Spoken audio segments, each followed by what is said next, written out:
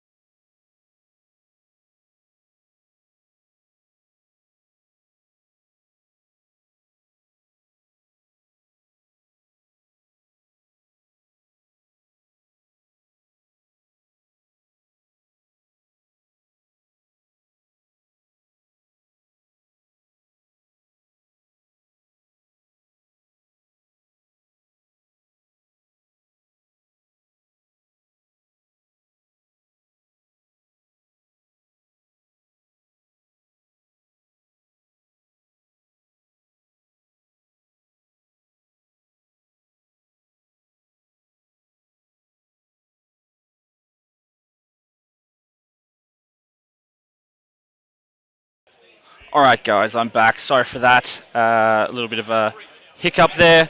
So basically we've had a couple of the guys with devices that I'm not sure if they weren't logged in properly, but we've all got that resolved so far. So far we have, as I said before, Stephen from Team New Zealand playing Heretic Astartes has been put up, and he is playing against Lachlan Riggs, Adeptus Custodes from the Merc team.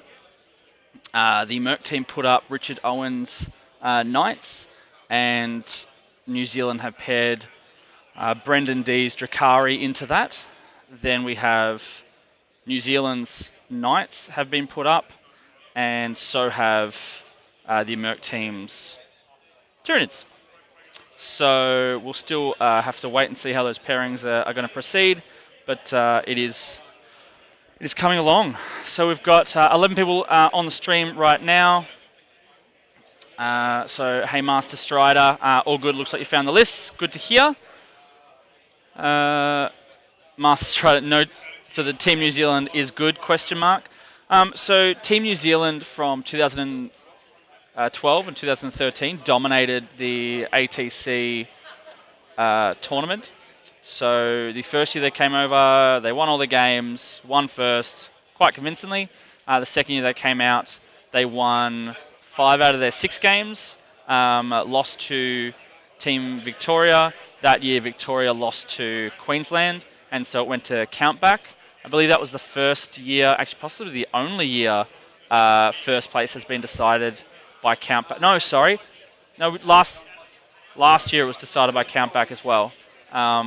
So Vic won 4 games, drew 1. Queensland won 4 games, drew 1. Queensland had a higher battle point score last year. As a result, they ended up with the win on countback. Let me just... So we've got a bit more of an update here. So the New Zealand Knight list, which was put up, is playing against Matt Bell, the Merc captain's Azurani, Eldar, and the Merc Tyranids, played by Courtney Hill, has been put up and is being paired against Corey Buchanan's Thousand Sons. So we've got 4 out of the 8 games currently sorted, and finally, I'm not sure if you can see this on the stream, that is my lunch, which has finally become available. So what I'm going to do is I'm going to sit here because I love you guys and girls, and we're going to finish the pairing process, and then once everyone's getting set up, I will go get my food. Actually, I'm going to wait because Adam Camilleri, I am vibrating. It is ready. I would love it. Yeah, well, if you want to go get it, because I can keep chatting about where we were at. Sorry? Burger. It was a cheese and bacon burger, no chips. All right, sick. So I'm stealing Adam's burger and chips, and I'm gonna have a chip. Very professional. Wah, wah, wah, wah, wah. All right. So yeah, it'd be good to say we picked this round to stream for a number of reasons. Actually, not really one reason. It was the only round that didn't have Vic and WA in it, who we just streamed. How's the stream going, Diffstar? Got the hang of it, Master Strider? Look, I think we're getting somewhere with this. We're using... you know what? I don't know how much I want to screw around this right now, but I might show you guys the setup on a Facebook live stream a little later. But basically the way we've set this up is we've got a rig above table 1, which has a webcam linked in with a number of different extension cables. Which big shout out to Dan Attrell, who managed to get me onto the right ones to really go with. And I'm glad I did, because the ones I did organise prior to him getting involved would not have worked because of power, but the ones he got me involved with exactly what I needed, what we needed. So basically we're using OBS Studios. So the question was basically how we're going with the streaming. The pairings we've got a couple more going on. So uh, uh, uh, uh, so Chaos Demons for New Zealand was put up, which is played by Hayden Korach, who's their team captain, and that got paired against the Merc's Tau team. Then the Drukhari for the Merc team was put up, and that was paired against Astra Militarum. Our table pick. I think that's our table pick there. Yeah. So we're going to be watching Astra Militarum versus Drukhari. So another guard list. So our second guard list. Yep. Maybe we should pull those up and have a gaze. Sounds like a plan. Also, it was a very big struggle to get food. I'm glad your deal is over. Yep. And I got a hair on my chip. Just keeps giving. The gift that keeps on giving, guys. Maybe it was your hair. Who knows? You have so many. It's falling off as well, man. I'm kidding. I'm an old man. Old man Camilleri. Sorry, guys, that we're eating. Oh, We don't even live. Don't even get we a are picture. live. We didn't have you. We had you muted. Huh. I had you muted while you wasn't here and while you weren't here. Wasn't Of here. course. Jeez, Of poor, course. poor language there. How's Although the steam? conveniently, Adam was still being heard. Ha! I was getting picked up on yours. Yeah, that's why we've got That's to a do echo. worry. Yeah. So spread the word that we are back and going strong, guys. Let's get. Well, so we got to 22 live viewers before. We've dropped down to 13, which can't be expected. Who is that? Master Strider. Who are you, Master Strider? Give us some love. Tell me who you are. Adam should be muted. Come Master on. Strider 09. Was Master Strider 1 through 8 taken?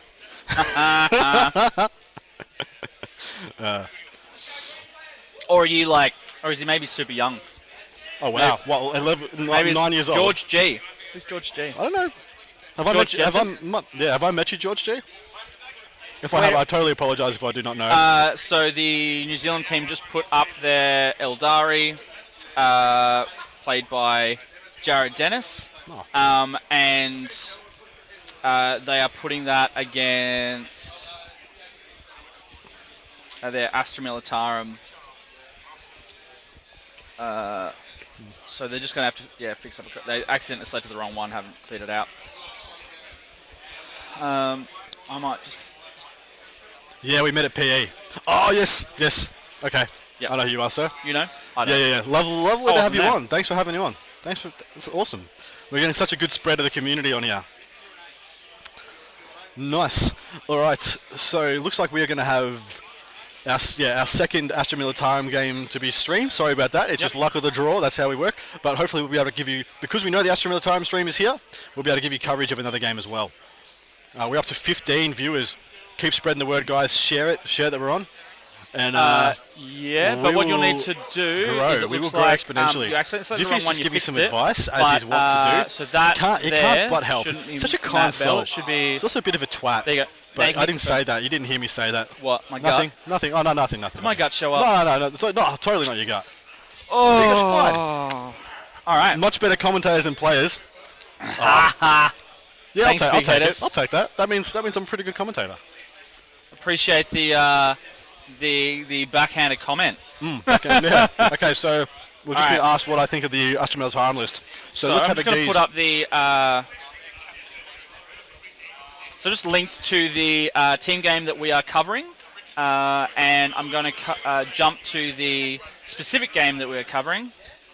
So as you can click on that link, view the lists and so on. So the Astra Militarum list. Actually, you know what? Let's do a recap of what mission they're about to play. Absolutely, And yeah. we'll talk that through. Yep. So basically, it's Vanguard Strike. We're doing Eternal War as resupply drop. Now this one has been tweaked. I wasn't actually in the captain's council. I have the gist of it. If You you have the gist don't. of it? So that, you want to go? Yeah. So there's a couple of. So this is the one where the objectives blow up and disappear. Now the issue is, and the question is, that some games are being quite slow at this event.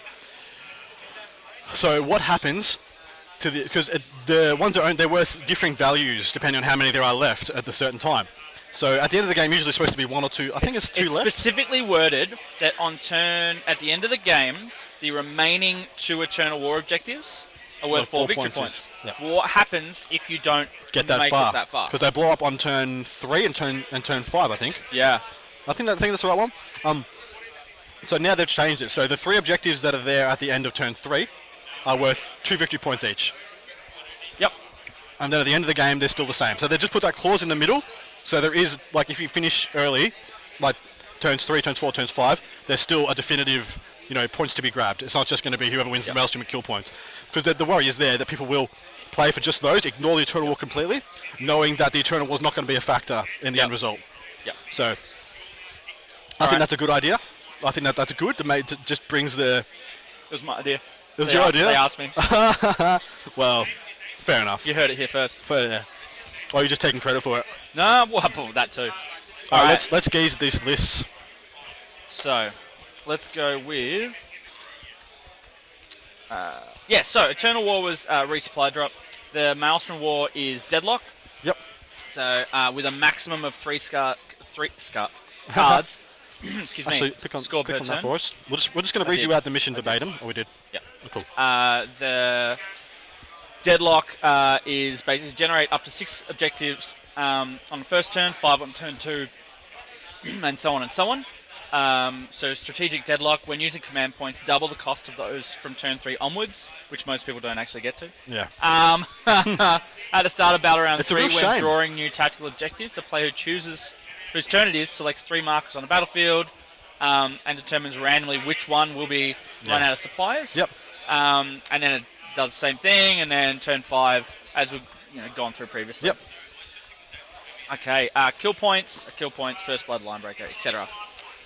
So the lists. All right, I'll read out the guard one. You can read out the Dark Eldar one. You can read out the guard while I mute myself off. So the name of this gentleman is... What's his name? Alistair? What's his name? Yep.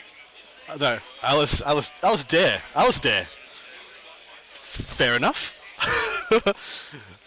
Galatius? Galtius. Or whatever. Alistair. So, Alice Dare? So they didn't want to put Alistair. They're just trying to be special, guys. Alistair, your parents really wanted to be special. Alright, so we have a super heavy detachment. Apparently I'm not muted. Josh has just started stuffing his face full of burger, and he realised he wasn't muted, so he had the lovely, lovely tones of him chewing. I'm sure that was very endearing to many of you. You lost us 4 viewers. We went from 17 to 14 because of you. I blame you anyway. Maybe it's because I bagged out Alistair's friends and family, and they were on there. They're just like, that's an outrage. Never mind. So we have a Valhallan super heavy detachment. It's got a shadow sword with heavy stubber and twin heavy bolter, so no sponsons. Another shadow sword with no sponsons, and then we have a storm lord with no sponsons. So he's gone cheap and cheerful. He's got too louder. Yeah, he's got a cheap and cheerful super heavy detachment with no sponsons on it. That is an interesting choice, because most of the time when you are investing in your super heavies, you go all in, or you give them all a set of sponsons, so they're all mediumly effective against everything. Then there's a battalion detachment. This one is Militarum Tempestus, so this is quite unique. So he has Tempesta Prime with a power fist and a command rod. I would not usually give them a power fist. I think that is a waste of time. And then we have a Tempesta Prime with Grand Strategist. So he's getting your command points back. Then we have 3 units of Scions. We have a 10-man with Hotshot. He's got a Voxcaster. No, it's a 9-man with a Voxcaster and the Sarge, so the 10-man. Then we have a 5-man. 4 with special. We got another 10-man with 4 plasma guns and a Voxcaster, and then we got the same thing again with 4 hotshot volley guns and a Voxcaster. Okay, then we got 2 Astropaths. Now look, I'm going to put it out there. I'm just going to read that in a sec. I'm going to put it out there right now. I don't particularly rate this guard list. Firstly, it doesn't have bubble wrap. Has nothing to stop people from charging it. I don't know if this Dark Eldar army is going to threaten it in combat, but it doesn't have anything to charge. It doesn't have a huge board presence. The things it does have that can deep strike are very flimsy. I'm getting the sense he's got the Stormlord, so we have the option to either deploy the Scions or put him in there and then just bust around 8 plasma guns. Sorry, 4 plasma guns and 4 hotshot volley guns. That's respectable. That's a decent amount of firepower, but that's giving up any and all board presence. So, and this has got 6 objectives in a Maelstrom environment. You're going to have to be moving those Baneblades around if you want any hope of scoring decent amount of points. So he's got 2 Astropaths. I'm guessing one of them is going to be for the -1 to hit power. One of them is going to be for the +1 save power. If that was me in this matchup, that would be going on the Stormlord every turn. And just to keep that safe and keep the investment of all the guys in it. I don't know. I don't see his relic. I'm just going to assume he's going to pick Crows of Krilla, because why wouldn't you? So he's getting all his command points back. Now he's going to start the game with 5, 8. He's going to start the game with 9 command points, and he's going to be getting him back, no problems. We have a couple of opinions given. The first one is that the guard list has been bust, that he has been chucked up in a very, very unadvantageous matchup. We will turn to the... So that... excuse me. So we ended up... Table 1. Look, this is game 6 in the pairings. Yeah. So once you get a little lower in the pairings, you get a little less control over who's playing what. So there's definitely that potential that that's what's happened, but we shall see. Apparently, they don't really hear that. No. Oh, they don't hear it? No. Oh, wow.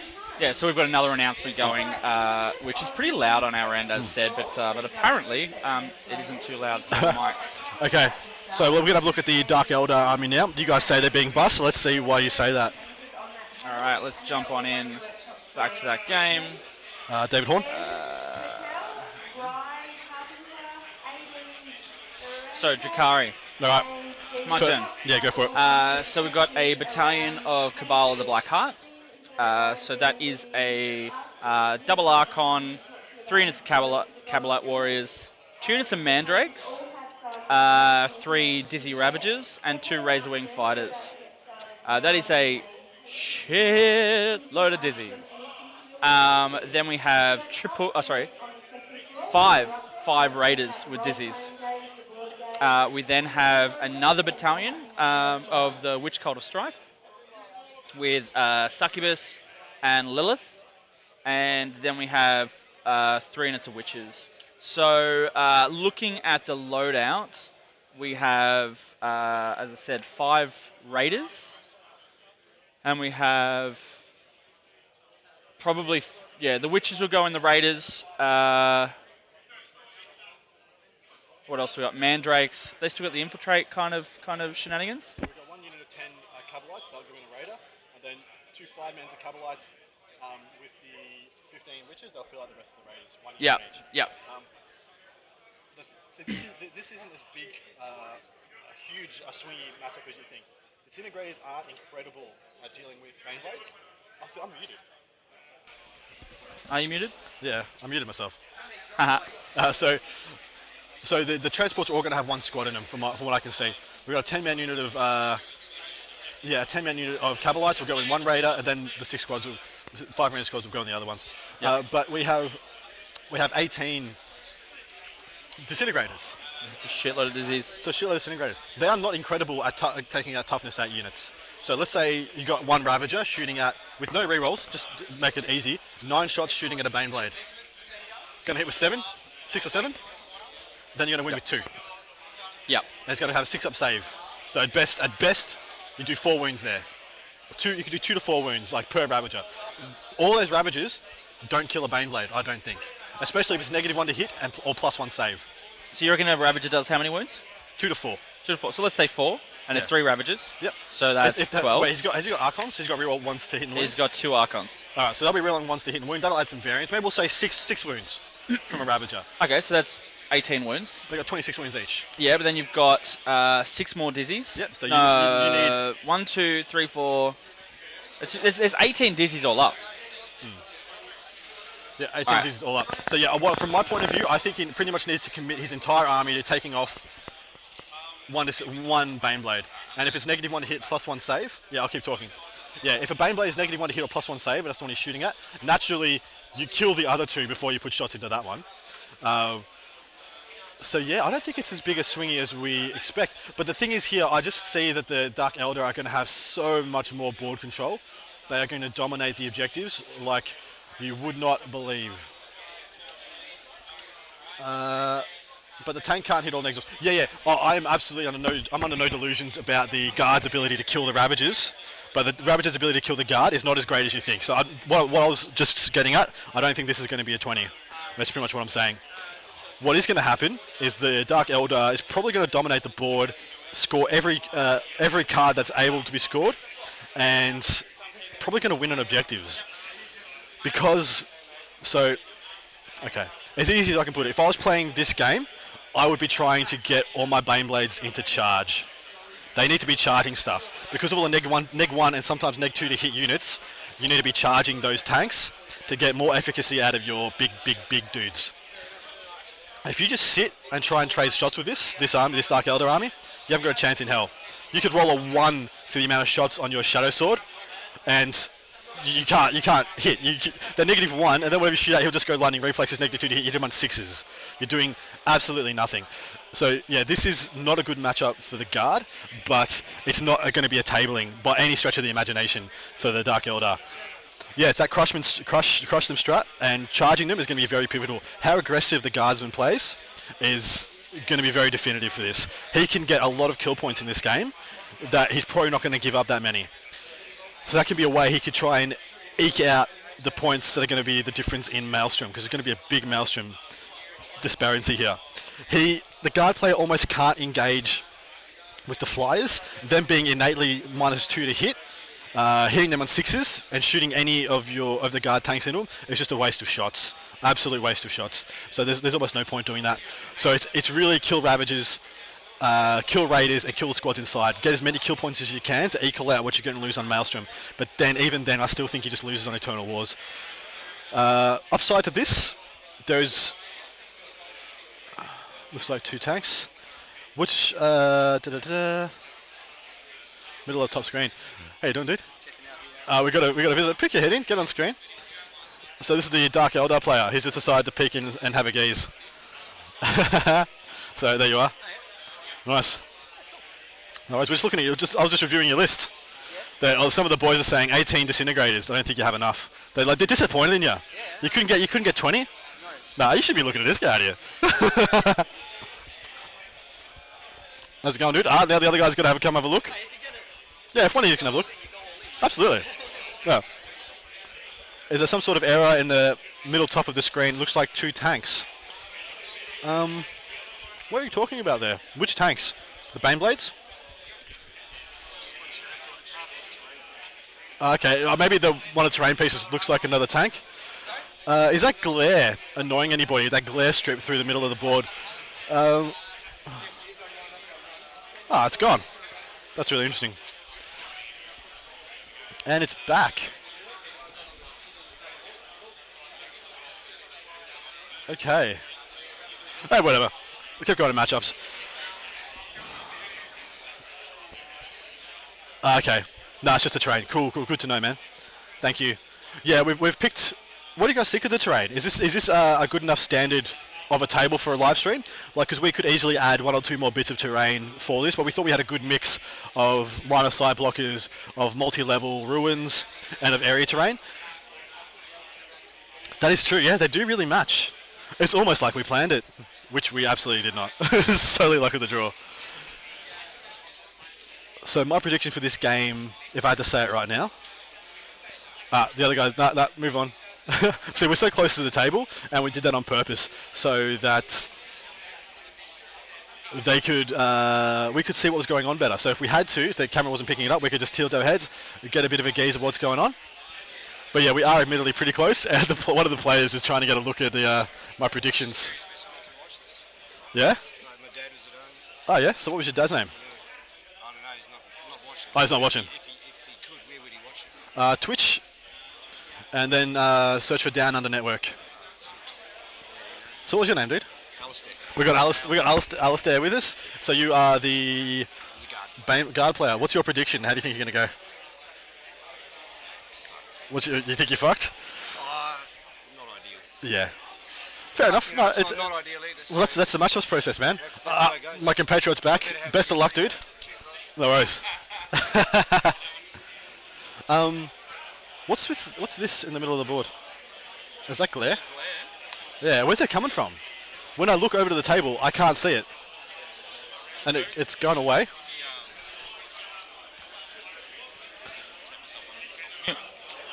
Don't stress, he doesn't have Doom. Yeah, I know. Blink once for Team 1, blink twice for Mercs. That's hilarious. So we just had both of them came around and had a peek, Yep. which was pretty funny. Oh, good on him. Yeah, that's good. Oh, you, that's fine, it's fine. you can We step don't behind the mind. curtain, Are that's you fine. muted? No, I'm unmuted. Good. It's fine. And so we just had the Baneblade come around, and I said, "What do you think your chances are?" And he's like, "We're fucked." I don't think it's going to be. I'm pretty sure it's not going to be a 20 though. Okay. I'm pretty sure it's not going to be 20. So let's. I have told them about the dice. So it looks you like told them? they've. Yep. Cool. Looks like they've done their thing. So let me just update the stuff here. So player 1. So. All right. Let's go back here. So Team New Zealand, we have Alistair.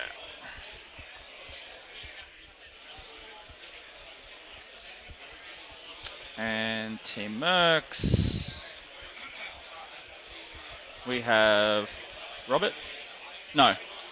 Grimfang 88. As for EastCon, we're still 50-50 on whether we can do it. Doing it, look, so Diffy's got a young baby, and doing 2 full weekends back-to-back of this away from his family, it's a bit of a big bow to stretch. Look, if this goes well enough, like if this goes really well, maybe I'll solo it, which I'm not too confident doing because I'm not as tech savvy as Diffy is. Like if something was to go wrong, I might just not have the ability to fix it. I have no ability to fix it. So, and plus I'm signed up to play. And if you guys don't know, I'm 10-0 at EastCon. I have not lost a game at EastCon in 2 years. I've been to EastCon twice, I haven't dropped a game.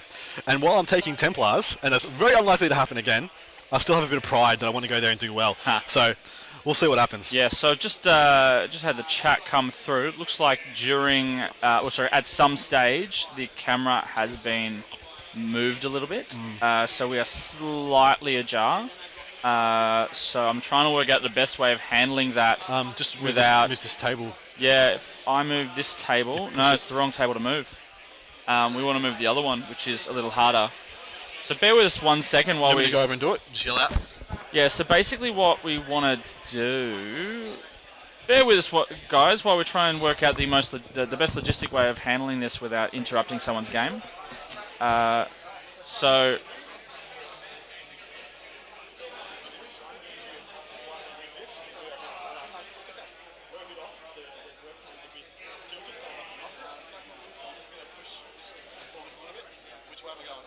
Push it and we'll see.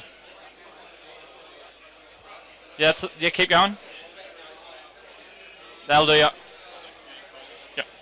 Alright, so it's not absolutely perfect, guys. I think we're losing about 1 inch. So you'll notice that there is a 60mm base. Yeah. It's touching the table edge. It's a Razor Wing Jet Fighter? Yeah, Razor Wing. No. Yeah, it's right here. Yeah, so what you're seeing smack bang down the bottom is, it's the edge of a flying base. So I think we've lost about 1 inch of the table. It's alright, we got inches to spare, mate. Inches to spare. So let's just bring up that chat back. Lol. Go Templars, that is absolutely right. So Go Andrew Templar. Clayton says bold words. Are you going to do something similar for EastCon? You said bold words. Then, yep. Andrew, it's okay there. The window of the side throws the contrast out anyway, so you don't want to go too far that way. Yeah, cheers. So there is, at the moment, I think it's the, that one? is just bringing a little bit of a light down, which, You're good, perfect. you're good. Don't worry about us, guys. You guys play your game, enjoy do your it. thing. We'll do our best not to interrupt you.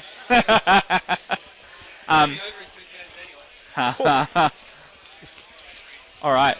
So, so what it's not actually glare, guys. It's actually light. Yeah. So there is a window directly above the table, pretty much, and that has a curtain over it covering the window, but there is a slight gap, and so as it's a bit cloudy outside, so as the cloud goes away, it brightens up, and so not much we can do about that.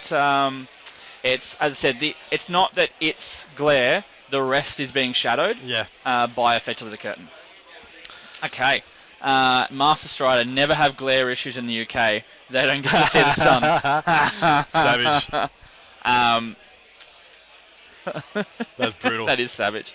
All right. So for those watching at home, so what we've got on today, besides the live streaming, one of the it's at a big convention called Southern Hemisphere Open. We've got a number of painting workshops. So if you are interested in checking out both the 40k games and so on, checking out stalls, checking out good product, which we'll do a little bit of stream later on as well, coming in and having a look at some of the workshops, feel free to come on down. One of the workshops will be covering... yeah, I'm going to... Yep. Do you have an appointment at 1:30? That's what I'm talking about. All right. Yep. So you'll be left in my tender care for probably the next half an hour. 45 minutes probably. 45 minutes? Yep. So what that means is you should probably mute yourself and eat. Or no, I should mute and eat. So you should mute and eat. I should mute and eat. Yep. So and Diffie is going to take... I'll keep chatting.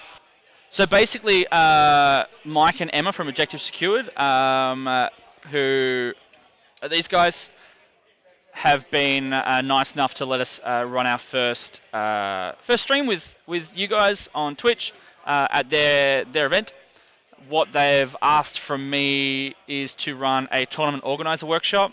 So within that, we'll be covering using tools like Down Under Pairings, or pretty much any online tool to cover Diff leaves for lunch, Adam takes over, stream goes into meltdown. Yeah, that's pretty much it. I'll come back, the whole place will be on fire. So basically what I'll be going through is, as a TO, how to prep for it, things like getting sponsorship, how to avoid running tournaments at a loss, and a number of other things, which over the years I like to think that I've picked up. And yeah, I'm not actually sure just how many tournament organisers Mike and Emma have got coming to that. I'll let you know afterwards. But the plan is that. So we'll be doing. I'll be doing a half-hour session at 1:30, which is in, as I said, 10 minutes. So Adam's going to scoff his food, and then tomorrow I'll be doing the same thing. Yeah, we won't be live streaming that because, of course, we'll be live streaming the games. So I'll be leaving you in Adam's capable hands for that time. So let's just go back to the game. So the game has started, and the Baneblades went first, and Have you got his psychic phase? And I've not gone back to do it. He's in his shooting phase. okay. So Adam, while eating, has been paying attention. So it looks like they missed a psychic phase and have gone straight to shooting phase, which could potentially be quite painful, as you could imagine. So it's just the tanks just unloading into the Drakari.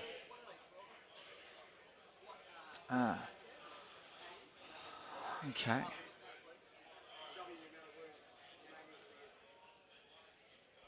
Just trying to. Yep. So he's just done some reroll shenanigans. So the Dark Eldar player looks like they've only got 6 command points. So let's go to and Dark Eldar is. Yeah, that'll be it. So that is the Merc. So let me go in here for 1 second to make sure you guys can see what's going on. So he has 6. And the other, and Alistair has what? 2, 4, 6, 8, 10, 11? 11 CP by the looks of it.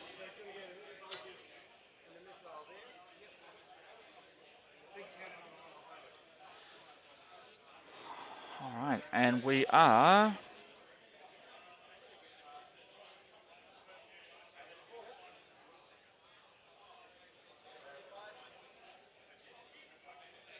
Okay. So nothing overly, exhilarating at this stage. I think this game is going to be over relatively quick. It's going to be, I think, even if the Dark Eldar has 13 on his list. Has he used 7 already? Yeah, so it looks like he's used quite a few to Deep Strike, probably the Ravagers. What's that, 2 CP each? Yep, so he's burnt 6 CP to Deep Strike the 3 Ravagers, and probably 1 CP for something else. Lightning reflexes. Lightning Reflexes. Got one back from lightning reflexes, I believe. Yep, okay. There you go. They can't hear me. Yeah, no, that's why I'm kind of... They probably can hear you. So, yeah, Adam is scoffing his burger. Not quickly enough. Not quickly enough. All right. So, yes. So we haven't had anything blow up as yet, by the looks of it.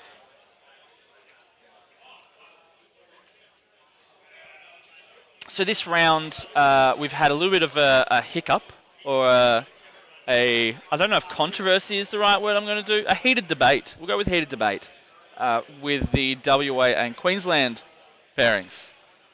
So I believe that the pairing process on the player pack is not how Simon, Queensland's captain, understood the pairing process to be.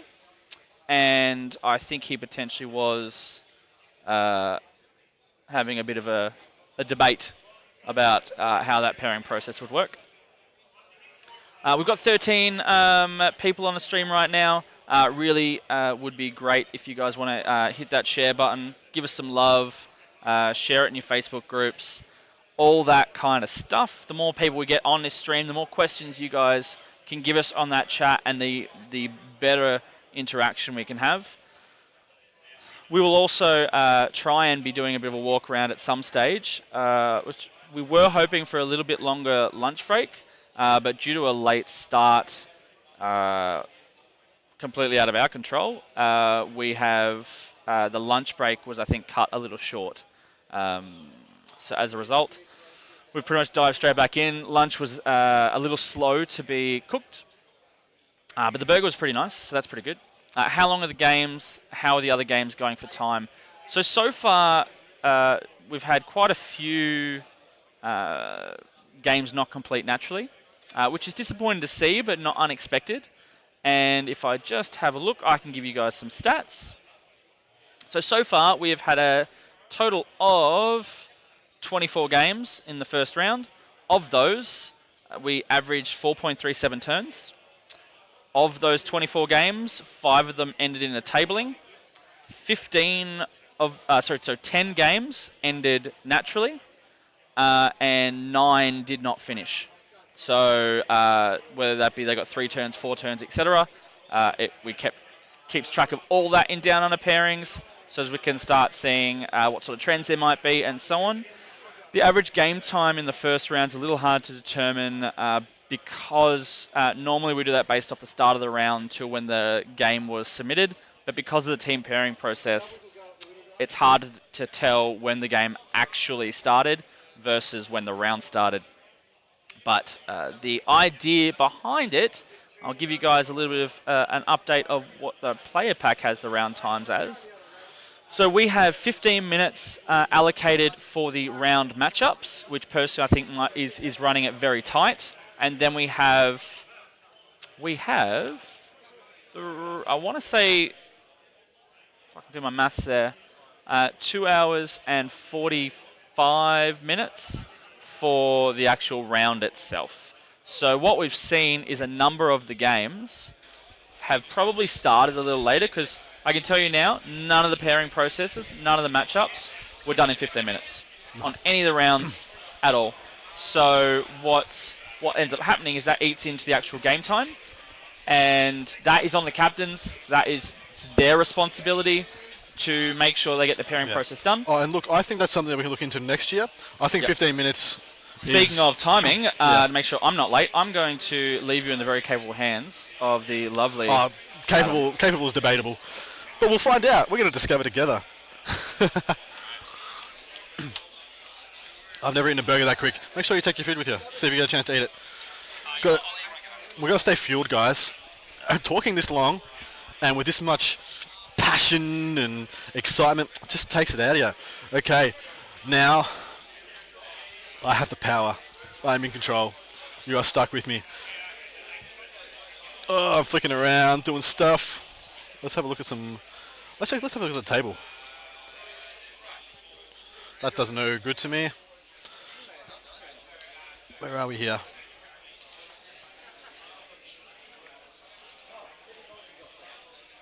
That's not the right one. Diffie, where'd you go? That's the one I want. That's still not what I want. There we go. I'll take it. Playing around. Don't press anything, Adam. It's too late. I'm fiddling. That's what I'm after. Now we get a good view of the table. That was just my personal view of the table. If you guys have any questions, literally about anything about Warhammer, or about my personal life, please ask. Happy to share. I like long walks on the beach and, sunsets. But share this around, guys, see if we can get some more views. Our best viewership so far has been 22 people. I would love to see us get 1 more than that, 5 more than that, several hundred more than that. That would be nice. But so it looks like we've had a pretty quick turn 1 for the Baneblades, and they have so far, they have killed 1 Raider and a unit that got out of it, I believe. Yes, they have. Now, he has quite a few things in reserve. He has all his Ravagers in reserve. And they're going to jump around. It looks like we lost a viewer with all my rampant talking. Can you guys see his Shadow Sword? He's actually reversed the model. He's got the arse at the front of the Shadow Sword. Sorry, no, the Stormlord. So that's the one in between the 2 Shadow Swords. He's actually reversed it, and it actually looks pretty sick. It's got this big blunt front on it. It looks nice. Alright, let's see what he does. I'm very interested to see how many wounds he can pop off this turn. So to my estimate, he probably does about 18 to 20 wounds, but who knows if he'll end up dropping the Ravagers or if he just wants to take board position now and invest in them later. Because that is totally a play for him. And the Baneblades have not done what I probably would have recommended they do, which is push up the board and try and charge things. Because of all the negatives to hit, I think I said this before, because of all the negatives to hit for the Dark Eldar, his shooting is not going to be that effective over time. 3 Baneblades just then killed 1 Raider, if that'll give you a perspective. So he has 5 Raiders. So in 5 more turns of the game, that means he kills all the Raiders. And that's it. He has all the flyers, all the troops, and all the Ravagers still. So that's not good enough. That's not a good enough return. Yes, there are a couple of objectives pretty close to the Dark Eldar player. So if you look at the middle, if you cut the board into the middle, so 36 inches either side of the middle line of the board, 4 objectives. One of them essentially down the middle line of the board, and the other 3 are on the Dark Eldar side of the board. There is only 1 to the left. I'm assuming there must be another one underneath the Baneblades. Yes, he does. He needs to push with those Baneblades and go sit on objectives, take them away, and make the Dark Eldar player use every available shot to try and remove him. The onus is actually on him to apply the pressure. The Dark Eldar player has time to just play around and score points. So I think aggression would be the name of the game here. But look, he just might be the Aston Militarum player might just have gone, I can't win this game. I might as well play it safe and make sure I don't lose it too badly. Which is accurate. It's fair. In a team environment, sometimes it's the points you don't give up that are more important than the points you get. And especially seeing as we know how strong Dark Eldar are, guys. We know how strong they are. And look, there are not many armies that have very, very, very good matchups against a Dark Eldar list like this. I think Knights is one that does. I think Knights have a really good matchup here. But look, I don't think these Baneblades do. If these Baneblades had all their full complement of sponsons, I think they'd have a very, very good matchup here. Sorry, I don't even think they'd win that then, but they would have a much better matchup than they do now. Now, one thing he does have going for him, he's got Valhallan as his trait on these tanks, which is significant because they essentially have double the amount of wounds remaining. So he has to get down to, I believe it's 6 wounds remaining before he loses any ballistic skill. Which is really, really good, really good. So when they get that low, because one of the biggest, as a guy who played Baneblades a shitload, as soon as they hit on 5s or hit on 6s, they are just a paperweight. They are absolutely useless. Which is why I was so saying that he should push and try and charge with them. Because their weapon skill never goes down. The weapon skill is always the same, and he's not in any negatives to hit in combat. So yeah, pushing would have been what I did in this situation. But regardless, we will see what happens here. It's a dice game, guys. I had a lot of predictions about the first game as well, and they didn't not exactly fall my way. From my point of view, that game was decided top of turn 1 by Jeremy, who took away the board and absolutely dominated. And then he ended up losing the game by 1 point. But that's more because the game ended on turn 3. Had that game gone even one more turn, I don't think Jeremy could have lost that. But then again, that onus is on both players to finish a game, and I certainly think Jeremy took more than the guard player in that situation. I will just quickly tell you about the table next to the one we're in front of. So there's a table directly to my left, probably your right, and that has Tyranids versus T-Suns. So we have, and that deployment has already taken place, and it looks like the Tyranids have already had their first turn. And the Tyranids are already, all of them, in the middle of the board. And the T-Suns have Magnus, 3 Demon Princes, and a big bubble wrap with Arm and everything. And he has just bubble wrapped the crap out of everything right in the back corner. So sorry. So he's playing super defensive, man. Super defensive. Now, I don't think that's a bad play. Not sure which one this is, but this looks like the 60 Gene Stealer list with the Smites and the Venom Throws. So the idea there is the T-Suns player doesn't actually have enough Smites to chew through 60 Gene Stealers before the Gene Stealers chew through his entire screen. So he's probably going to buy time for himself and use things like Magnus to get super Smites off. He just needs to buy himself 1 or 2 more turns so he can smite around the Gene Stealers, because as soon as he jumps in and starts actually smiting characters, the Tyranids will actually just completely fall apart. But he can't, his screen cannot be engaged by those Gene Stealers. They will eat. I think he's just got conscripts out the front. Yeah, they'll get eaten alive by Gene Stealers. They'll just evaporate. Back to our game. We have some very bold movement on the part of the Dark Eldar player. So he's got one Razorwing scooted off to the left, and one of them has gone off his stand. He's moved there to the right. See where the... Yes, Doombolt the Sisters, absolutely. Hello, Andrew Clayton. How you doing? Thanks for coming on, dude. I played Andrew Clayton last week at Eightfold Path, and I played my Templars versus Knights. It did not go that well. So I've just got someone on the mic talking over.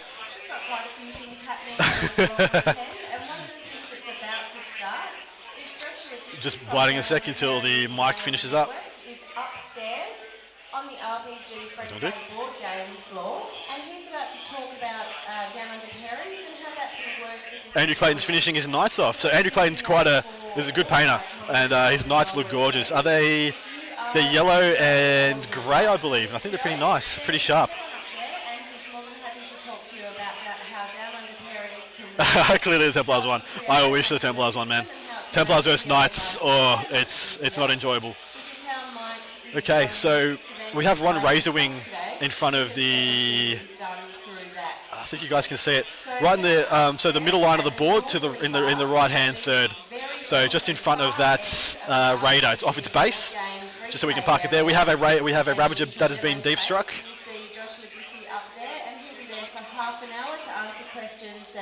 TOs might have, or tournament players may have, about how that system can work and make events so much smoother. Alright. Yes, my Thunderfire cannons. I'm using Thud guns, the quad launchers in my Templars at the moment. And they're actually doing really well for me. They're doing very, very well. So I think we have just had another Ravager deep struck down.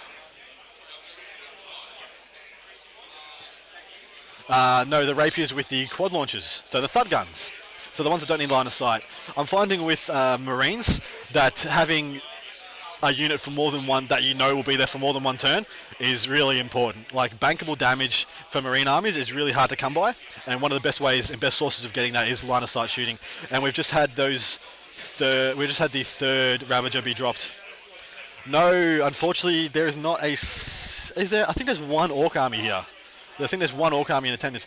By all means, log on to Down Under Pairings. Grimfang, log on to Down Under Pairings, and look up for yourself. All the lists are available to be seen there, and just check it out. Yeah, Master Strider, you really need non-line of sight shooting here. In all events, especially ITC events, which have the bottom line of ruins being line of sight blocking. just having like a way to take out those fire and fading Reapers from the last game is just it just makes you so happy because God, they are so frustrating. All right, I'm gonna butter menthol up because I've just found out Diffy's going to be away for possibly an hour, so you're left in my tender care, which you should all be happy with. There's nothing wrong with my care, and I think we are in the shooting phase. I'm really interested to see how many wounds he does here. Looks like he's putting his payload into the Stormlord, which is absolutely the right play here. With the Volcano Cannons having such a variable output, either 1 shot or 6 shots, that Stormlord always having 20 is premium, very premium. So the Volcano Cannons, he's going to shoot at something, and then hopefully he just lightning reflexes it, and it hits him on 6s, and you don't give a shit. Everything just goes away. And then on top of that, you've got a 5+ invulnerable save for the Night Shields for all these vehicles. So it's you've got a good likelihood of the Shadow Sword just bouncing.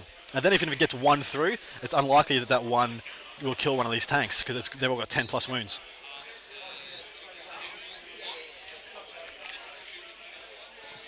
Yeah, like I just said, the Scorpius and stuff and the Thud Guns helping against the Reapers is a massive boon.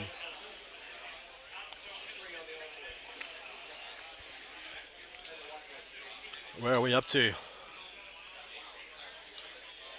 So we've got 2 dice on the Stormlord. Shift Space Elves. Fair enough, don't know what that means, but I agree.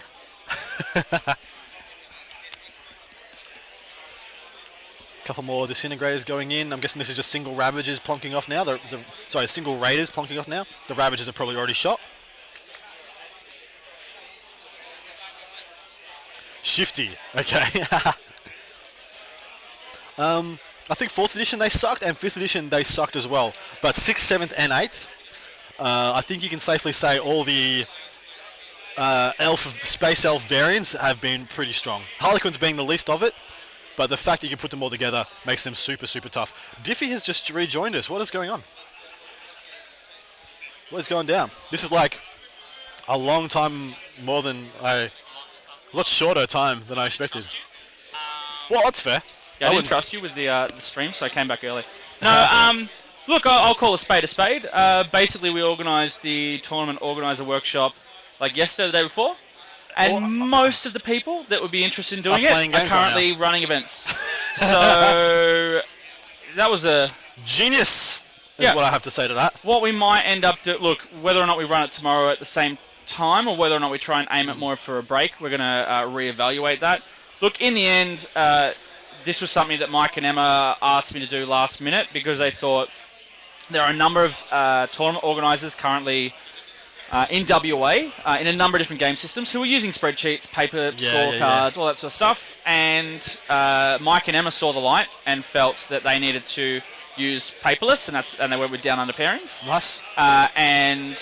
So the session was meant to be not just, promoting Down Under Pairings, which of course is our baby, but it is about really more than that. So making sure you don't run an event at a loss. So too many events don't really think about their costs properly and end up having situations where either they run at a loss or just don't make a profit. But anyway, so I'm back. You are. So how far along are we? So we're in the shooting phase for the Dark Eldar, with the Baneblades going first. The Baneblades went first, killed 1 Raider. That's it. Okay, so all the Dark Eldar are dropped now. The 3 Ravagers have dropped down. Yep. And it's looking like that Stormlord has taken quite a few wounds. So is New Zealand the Dark Eldar? Yes. Yep, okay. No, other way around. Okay. So I think I have player 1 and player 2 potentially around the Yes, this is the bottom of turn 1. Okay. So Alistair is the guard. Alistair's the guard. Yep. And he's for New Zealand. He's wearing a Hawks shirt, so I don't know what that means. Yeah, it's a little hard to tell with some of these guys, so let me just double check. Sorry guys, there's 48 players here. So David Horn, who is playing, let's just.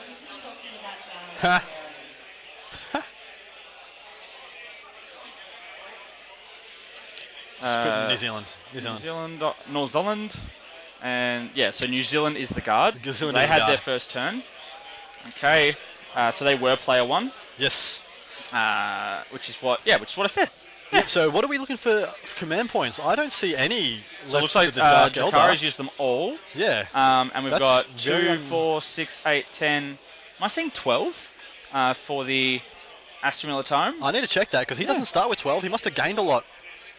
He's got a battalion and a super heavy I detachment. see 12 dice there. So he must have pulled some out Alright, on the and rerolls. his victory points, I think, is 1 if he's just killed 1 unit. And he's Oh, using they're our updating. D20. No, he's using our wound counters. All right, I'm going to go have a chat with him.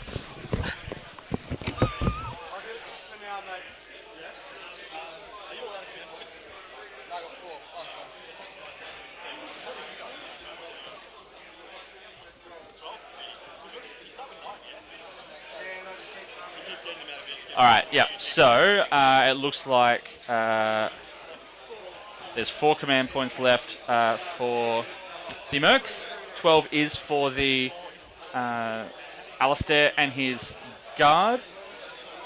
And I think victory points, we've just got the 1 for Alistair. Yeah, so the scores are up. They're right.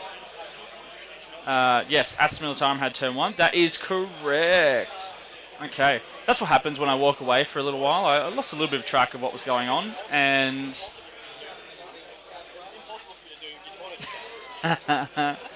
What? That is my understanding of this player pack, yes. Alright, so we're back. So it is 1 victory point Each so far. each. And I think that has just been the end of Dark Eldar turn 1. Okay, so we are up to Dark Eldar turn... Sorry, So, Astra Militarum Astra turn Militarum 2. turn 2. So he's just tallying up his Maelstrom cards. Yep. Alright, so let's just bring that up. So you're... And lost completely started breakdancing. It was pretty rad though, wasn't it? Like you had no idea I was that flexible, did you?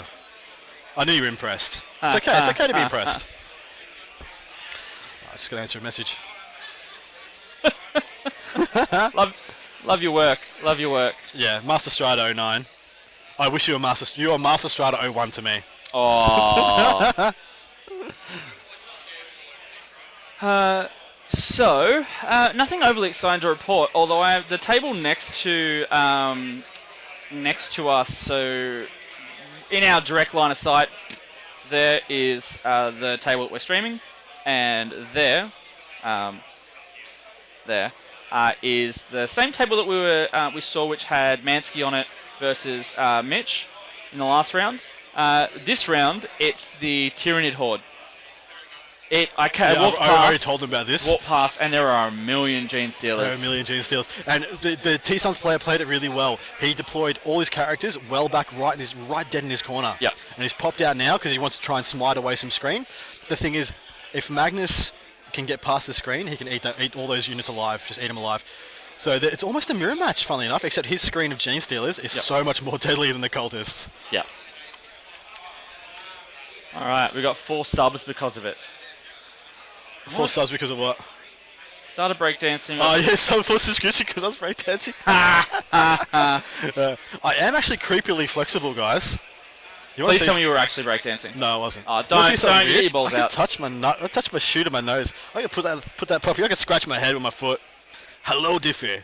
That is, you're a weird unit. I am reconsidering this partnership. Okay. Yeah, so at this stage, it looks like we're just trying to do some measurements here with the tanks. Interesting. So, not a whole lot happened in the first turn. No, but How many? I'm not seeing too many. I'm trying. What the wound Oh, cannons sorry, are like. the wound cannons. There's 4 wounds left on the Stormlord, Yep. and there's 4 wounds taken on the Shadow Sword. So that one Shadow Sword with the dice on it, Yep. in the one most towards the right, Yep. that has 22 wounds left. Okay. This Stormlord has taken 22 wounds. Fuck. So my prediction at the start, where I said probably do 18 wounds, that's probably the Archon rerolls. Yep. To rerolling once to hit, once to wound has probably accounted for those extra wounds. So I wasn't too far off. That's only two more Ravager shots going through than I thought. Yeah, but they shot more than Ravagers. I mean, there was also the Raiders. There was also the No, but Flyers. that's what I mean. That's what I mean. Yeah. All those disintegrators, Yep. I was predicting about 18. Now he also did 4 wounds to the Shadow Sword. So had he been in range, I think that was this most right Ravager. If that most right Ravager, So it is turn 2 for the guard. Yes, it is. So what you're seeing now is Team New Zealand, which is Alistair, who's playing Astra Militarum. I've got him in the yellow. He is top of turn 2. yeah. So you see that Ravager to the right. That one I was only in range of that Shadow Sword. Okay, So so had that one been in range of the Stormlord, that Stormlord would be dead. Stormlord. Would be dead because it did exactly 4 wounds to the Shadow Sword. So I was wondering why the split Yeah. the split of shots. now one thing I'd noticed everybody before, these are Valhallan. So they're like Hawkshroud. They double the amount of wounds remaining for the purposes of the damage table. Okay, So that's only degraded by 1, that Stormlord. okay. Yep. And if he repairs it, if he's on 4 wounds remaining, he repairs it, He gets D3 or and 3. he gets D3, and he gets a 3 back to 7. He goes back to counting as 14, and he shoots as normal. Jeez. So we'll see if he does that. That is 110% what you need to do. Yeah, that Ravager is in a great spot to keep the tanks boxed in. Yeah, I'm Yeah. assuming that's what he did there. Yeah, I think that was a great move. We'll see if that pays out, because if I was playing this game now, that Raider would be a fulcrum for me to get extra distance on my charge. So I would move that Stormlord out and charge it, and then use it to try and clip as far along that Ravager as I could, staying 1 inch away, move it 3, pile it in 3, and then probably have the back corner of my Stormlord tapping that Ravager, and it gained me an auto charge plus 6 inches. So that's always a risk putting those things up there like that. But considering Can't they hear you guys not giving away strategy? Question mark. no, I don't believe they can. If they are, they're not paying attention. I see he's doing it with the Shadow Sword. So this is exactly what I thought he needed to do to try and get some power and so to be able to dictate even part of this game, because the Dark Eldar are totally going to take this board away. He needs to push if he wants to get any power back in it. Otherwise, it's just going to be him sitting there, killing 1 to 2 units a turn, and losing in every other way possible. Yep. Did you want to take a break and smash your burger? No, I'm good. He's good, guys. He's in for the long haul. In for the good times. That's exactly right. Slingshot on the charge. Whoosh. Which, come on, heal that Stormlord, man. Heal it. Have you seen the model he's used for that? He's got it reversed. Really? The Stormlord model. The back is the front. Oh, that's sick. It looks really good. Yeah. Have a look at it. It looks like a big brick at the front of it, like this big bull bar Oh. smashing into it. It looks Battering really good. ram. Absolutely. So guys, now that we have Diffie back, I'm going to start sharing around this link, and I implore you to do the same. Chuck it up on your Facebook pages, chuck it up in your group chats, chuck it up in your, Warhammer groups, circles, whatever. Chuck it up. Get it out there. Let's see if we can get some a bit of movement going here. I'm assuming you're enjoying it, and I'm assuming you think it's worth watching. We've managed to keep a reasonable trend of the views. It's not groundbreaking, but as I said earlier, it's more than what we thought for our very first stream. And thank you guys so much for that. Appreciate the love and support. We will continue to try and bring you good content, not only throughout the weekend, but going forward. Yeah. And yeah. So it's going to be a long day. So I have been on the Red Bulls. The Coke in a can, baby. Coke in a can. It's 20 day, but it'll be 50 next time. Just takes time.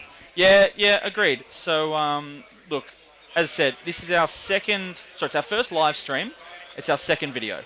So we did put up a video with Nick Nanavati earlier on in the week, which is a bit of an intro, talking about who we are, what we're trying to achieve, and the type of content that we're looking to put out. That got quite a few views, and we were hoping that would slingshot a little bit. That was our charge into the radar, and we were hoping that we could slingshot around into more viewership in. I thought you actually said. I looked over to see if he charged. I'm like, that was a quick shooting phase. So Grimfang, is it possible to get one of the Vic team to discuss one of their games at the end of today's stream? Definitely. Yep. So look, who would you like us to get? Yeah. If you know all the Vic guys, give us a player. We'll see if we'll get them to come sit down and have a chat with some will us. feel more comfortable than others. I can tell you now, the ones that won probably feel more comfortable than the ones who lost. Yeah, if you got a specific game that you would like us to talk about, specific player you want us to talk to, more than happy to see what we can swing. We will be. There is a dinner with all the teams this evening. So the question was maybe Hayden. Yeah, look, I can have chat to Mansky. He might be keen to have a chat. He did get tabled, so he may not be as keen. But we'll see. Yeah, Dave Umana. Look, I think he'll be quite comfortable having a chat. He learnt the hard way about boots on the ground. Basically, he ended up getting a 20-point loss, so a 0-point loss, and technically tabled because his opponent had one custody captain left with like 2 wounds or something, and he had just the 3 flyers pointing at it. I'm going to leave you with Adam for a second because I can do that. Hello again. Okay, guys, let's look back at this game state. So that Stormlord has pivoted somewhat. I think probably just to get better line of sight because he was semi-blocking himself with the Shadow Sword. Now he has chosen to shoot that Shadow Sword into the Raider, which has popped out his unit. It looks of what looks like the 10 Cabalites. It looks like he's lost 2 of those to the explosion because there's 8 guys there and he had a unit of 10. Now I'm interested to know why he pushed those up there. I didn't think he needed to. Like I don't think he was gaining anything pushing him up there unless he's got. He had to have a unit in his opponent's deployment zone for a point or something for a Maelstrom. Now, what else is he going to be shooting at? So he's got these 2 Shadow Swords. Looks like he's probably used 1 to pop that Raider. And he's done some more wounds to a Raider in the middle. Oh, he's got the guys out. So it looks like he's killed a Raider. So this turn, that's 2 Raiders down so far, which is not too bad. Yeah, poor Dave. He played a really good game, and as I was updating the stream about his game and how it was going, I was quite confident he was going to get a 20-point win, and he's going to wipe his opponent. But hey, that's 40k, guys. Swings and roundabouts, dice game, and at the end of the day, can go anyone's way. Right, so we have another Raider down. It's actually pretty good, I think. I actually think that's pretty lucky. He must have gotten good hit rolls on his Shadow Swords. Okay. Yes, you could totally put the Cabalites to create a wall against the tanks, or they could get charged and just rolled right over with the tanks hitting on 2s, winning on 2s. So, oh yeah, and they wouldn't get a save. They would literally just get their feel no pains against that because it's -2 and they have 5+ armor. So, not too sure what the plan was there. But yeah, it could be anything. It could be that there's an objective right on the other side of that little cone, or underneath that Baneblade we are not aware of, because there's still 1 objective unaccounted for on this table. So there's 6. Oh no, we can see all objectives. There's 5 of them, very, very easily obtainable by the Dark Eldar. But he won't be shooting the flyers. Yes, for any of his tanks to shoot the flyers is a very bad time. They're hitting him on 6s, and he has no way of getting +1 to hit. So shooting a Baneblade at a flyer that's -2 to hit is really bad, really bad. Because as soon as he looks at one of them, he'll play Lightning Reflexes, going to -2, and he'll be hitting on 6s. So it's a bit of a waste of a Baneblade. I think he's better off going for kill points in this game. The Baneblade's getting as many kill points as possible, which means popping all the Raiders, killing all the small Cavalite units, and taking away his mobility and his objective secured, which is quite important in this game.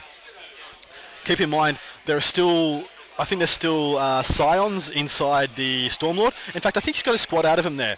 If you can see where the card is on the table, it looks like on top of that terrain piece in the top left-hand corner, he has a unit of 10 Scions out. Now, we don't know whether that's the heavy volley unit or whether the volley gun unit, or that is the plasma gun unit. But it's very possible whatever that was killed that Raider. If it's the plasma guns, they could have easily killed that Raider, which would have been quite handy. Has he lost another Raider? I believe that's another Raider gone down. Wow, that's actually pretty good, guys. That's more than I thought.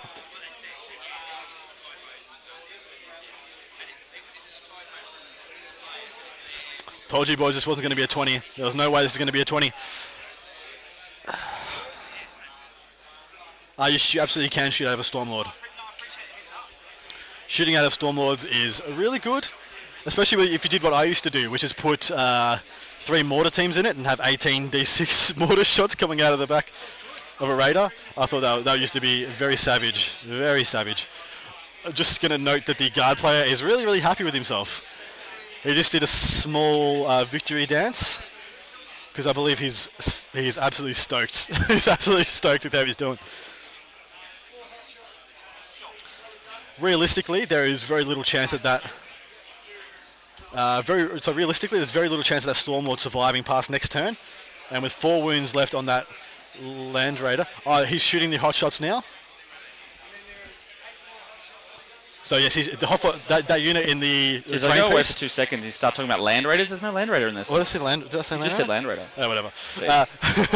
So the hotshot volley guns is the unit that's up in the terrain piece, and I believe they're going to try and waste one of the Cabalite units. You want to take over from it? I'll finish this post. Yeah, go for it. Yes, there's a 10-man. Can you shoot out of the Stormlord? I'm assuming you answered all these questions. Yes, absolutely can shoot out of the Stormlord. Okay. Yeah, so it looks like since I left, not a huge amount. I mean, obviously that he's killed 3 Raiders. Where were they? He's had one there, one there, one there. So he's had a big turn. Well, they were all Raiders because the Cabalites are all out. Cabalites And the Witches, so Cabalites and Witches. Jeez, that's gonna turn into a bit of a bloodbath fairly quickly. Yeah. Those guys are not going to last much to the output of some of these tanks and even just the guardsmen. So yeah, I told you guys this wasn't going to be a bussing. Jeez. I'm still tentatively tipping the Dark Eldar, but it's actually not looking good for them. They need to kill and then half kill one of these tanks next turn. With that Stormlord gone, it becomes a much harder prospect because those 20 shots are almost guaranteed to kill a tank a turn, even with -1 to hit. As long as it's hitting on 4s or 5s, it's almost guaranteed to wipe a Raider or a Ravager. When that one goes... Question was, were there many casualties? So I'm looking at the dudes that have hopped out. It looks like a 4-man Witch squad has hopped out. A 5-man... So the top middle Cabalite squad, that was a 10-man. Yeah. They lost 2 to the explosion, and just looks like they've lost 5 guys to the Scions shooting against them with the hotshot volley guns. They've got 3 left. So they've lost 7 out of that. I think their leadership's 7. They're gone. So they could just pop. Gone. They just could just pop. Yep. And the other ones... looks like on the screen that on the most part, let's have a bit of a peek. They look on the most part relatively undamaged. And a question from Grimfang: with Baneblade variants and Knights being such a big part of the current meta, do you think they will at all be comped hard, nerfed, or will Games Workshop potentially provide more tools in Xenos armies to deal with them? So look, the only real options, because I mean you can't really change their weapon loadout at this stage, so the only real option you've got is points, and I don't see the points going. I don't think the points have changed too much. I think what you'll end up seeing is the things that are making some of these lists strong. So we've seen 2 guard lists on this table. In a team environment, it's handy to have a list like this. But you're not seeing this type of guard list in the current meta dominating the scene. You are seeing Knights, I'll give you that. Usually Knights with probably Smash Captains and maybe a CP battery from Guard. I think what you'll see with those is you might see a points adjustment with the Knights, but the more likely scenarios you'll see some kind of rule change with how the command point batteries are affected. And I think that's the more likely change you'll see.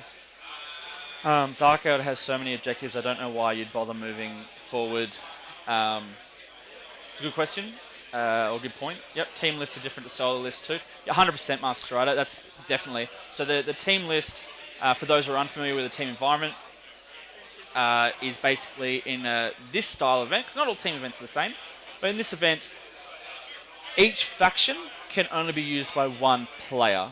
So if you take, for example, in the last game we watched, we saw Matt Aird with Astra Militarum and Celestine. So effectively, Celestine took up the entire faction slot for Adeptus Aureatus, so Sisters of Battle. Now, I think there's only one actual Sisters of Battle real army at this event. That's two. There's two? Yeah. Okay. There's two Dominion Repressors. What do you expect? Dominions in Repressors. Yep.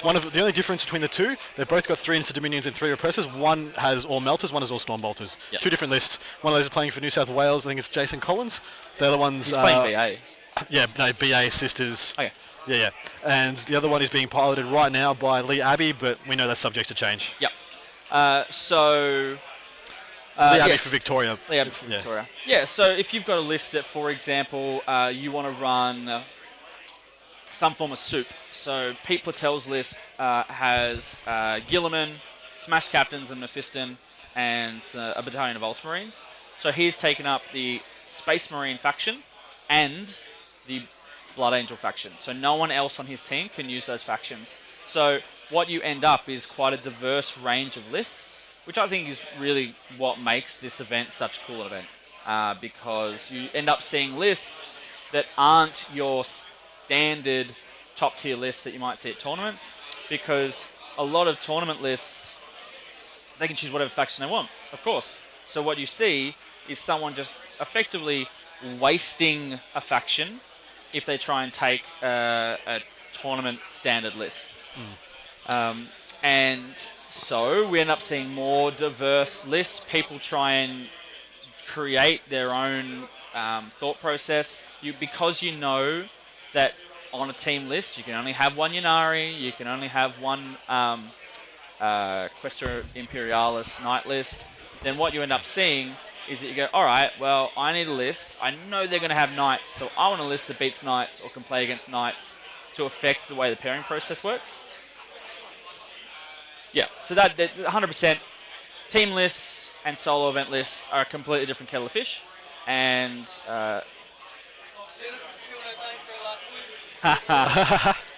it looks like Lilith just took some pain and managed to ignore the last wound with her Fiona pain save. Do Dark Angels, Blood Angels, Space Wolves take up Marines, or are they separate? So they're separate. So the way we've handled that is very similar to how the American Team Championships works. I haven't rechecked how ETC works, but I'm fairly sure it's similar. Basically, it's not anyone. So we haven't said you can only use a faction once per team. We've listed factions that you can only use once per team, because otherwise Imperium would get used once and suddenly you're completely screwed. That's it. So what's on the list is things like Astra Militarum. Then there's chapter. Yeah, the keyword chapter with a little asterisk to basically say effectively everything in the Space Marine book. And then Blood Angels, Space Wolves, they have their own option list. Same thing with Chaos. So effectively it's Heretic Astartes with a little asterisk, not including Death Guard and T-Suns, and so on. So that is how the team list works with factions. Melbourne are getting fucking rolled back to 40k. Okay, yeah, so... So yeah, it was funny. So we ended up, it was a last minute decision to have Adam come over as well. Yes. Originally it was going to be me here and Adam dialing in remotely. I'm very glad we managed to make this work. But we were wondering why the flights for Adams were a little bit more expensive than the flights for mine. And I'll tell you why that was. That was because when my flights were booked, the finals weren't decided. Yes. And when Adam's flights were booked, Melbourne was flying over to WA to play the Eagles? Fuck, yes, Melbourne versus the Eagles, Melbourne versus the Eagles. So, both of our flights were full of Melbourne supporters. That's right. So what turn are we up to? We're still up to... I think we are still up to Astra Militarum's turn 2, so we haven't proceeded too much further. But that is quite a few tanks gone in that second round of shooting, and it's quite a few dead dudes. Well, look, he clocked up a lot of kill points that turn. Yep. He did, and like I said, that's how he's going to have to go if he wants to win this. He needs to get his kill point differential really high because he's going to lose. There's no way he's going to win Maelstrom against this army. There's no way, especially with his opponent being literally on 5 objectives pretty much. So the question was from Panics was, what is the third Baneblade chassis? So we have 2 Shadow Swords and a Stormlord. Now he's done a bit of a conversion with it. He's turned it backwards so that the big blunt end of the Stormlord is at the front. It actually looks cool, really cool. We'll see if we can get some pictures of it later and post them up on Facebook because I actually really like it. I've got like 5 Baneblades myself, and I'm sad I didn't do this on one of them. So yeah. We're back up to 18 views. I just posted it on every Facebook page and every group chat. So yes, as I said before, if you can share some love and share the stream, that would be fantastic. We'd love to see what number would we hope for, and what are we going to do if we get it? Well, we've gone to 22. If we get to 25, maybe we give away a random prize to someone in the chat. Yeah, I like that plan. All right, so top comment. We'll take a top comment. Whoever says the wittiest or starts off some nice banter. Yeah. All right, so when we get to 25, look, I'm just trying to think what I've got back at home that we can just give away as a random prize. We've got we had a concept of just doing some shitty t-shirts. Actually, yeah, that's brilliant. Okay, one of a kind. Here's what we're doing. So, look, we are in WA, so potentially we might not be able to achieve this because in Vic we have a lot more people. A lot more places. Adam breakdances when we get to 25 viewers. If I breakdance, something will break. I guarantee. And stop Adam from showing his flexibility. Queensland needs Eric and Duck. Hashtag. 100%. Also, losing to the Mercs. Oh. Yeah. So what our plan is hopefully, fingers crossed, we can get to a Kmart or Target or something. Yep. And what we'll end up doing is we'll get some t-shirts. We've got some fabric markers. We will draw our logo on it. We will sign them. Sign them. So when we get Nerd Famous, all those sweet Nerd Famous dollars, it'll be worth like a Bitcoin. Top comment, shameless plug. Check out Garage Games filming another bat rep tonight. Yeah, so Andrew Clayton, what time is your bat rep going on? Feel free to chuck that in the comments. And what I'll do is if that clashes with our stream, I'm going to mute you. You'll be deleted. You'll be deleted. Scrubbed from our brains. Our views just went down, so I think he's just disconnected. Oh, it's not live. Okay, brilliant. Okay, so I'm just going to give you an update on this game. Looks like we've gone to DE turn 2, so let's get an update on the victory points. Yeah, do you want to... I'll just go over a quick gaze at where the dice is. The way the light is, it's really hard to actually see those dice, but we do know that the turn has changed, so we'll quickly update that on the stream so as it's easy to keep track of as we go. So just a reminder for those watching, the player whose turn it is will be showing in yellow. And... Alright guys, so just a quick update. Bottom turn 2, Dark Eldar. Yep. Let's go with Dark Eldar. Yeah, that's a good idea. So he's up to 6 now. So we've got on 6 victory points for the Astra Militarum, and that's pretty much just from kill points because he is not on any objectives for Maelstrom. So you see the objectives 1, 2, 3, 4, 5, 6. He has on no objectives for Maelstrom, 0. So he's just getting kill points. I think he. So what did you say the VPs were? 6. So he's up to 6 now. 6 to 2. All right. So that's player 1 CP 6. So some things I would try and do this turn. If I was a Dark Eldar player, it's pretty clear that maybe I wouldn't put it there. It's pretty clear that the Shadow Sword in the middle is going to push next turn.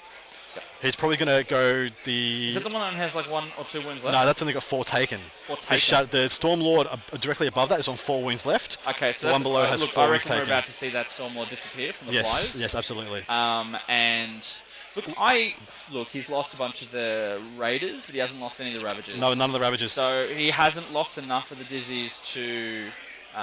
I think he could potentially take out He could definitely take. He can finish off the Stormlord No easy, problems at all. easy, and then the Shadow Sword. I reckon he'll probably end up around 5 wounds kind of remaining. Yeah, give or take. I'd go with that.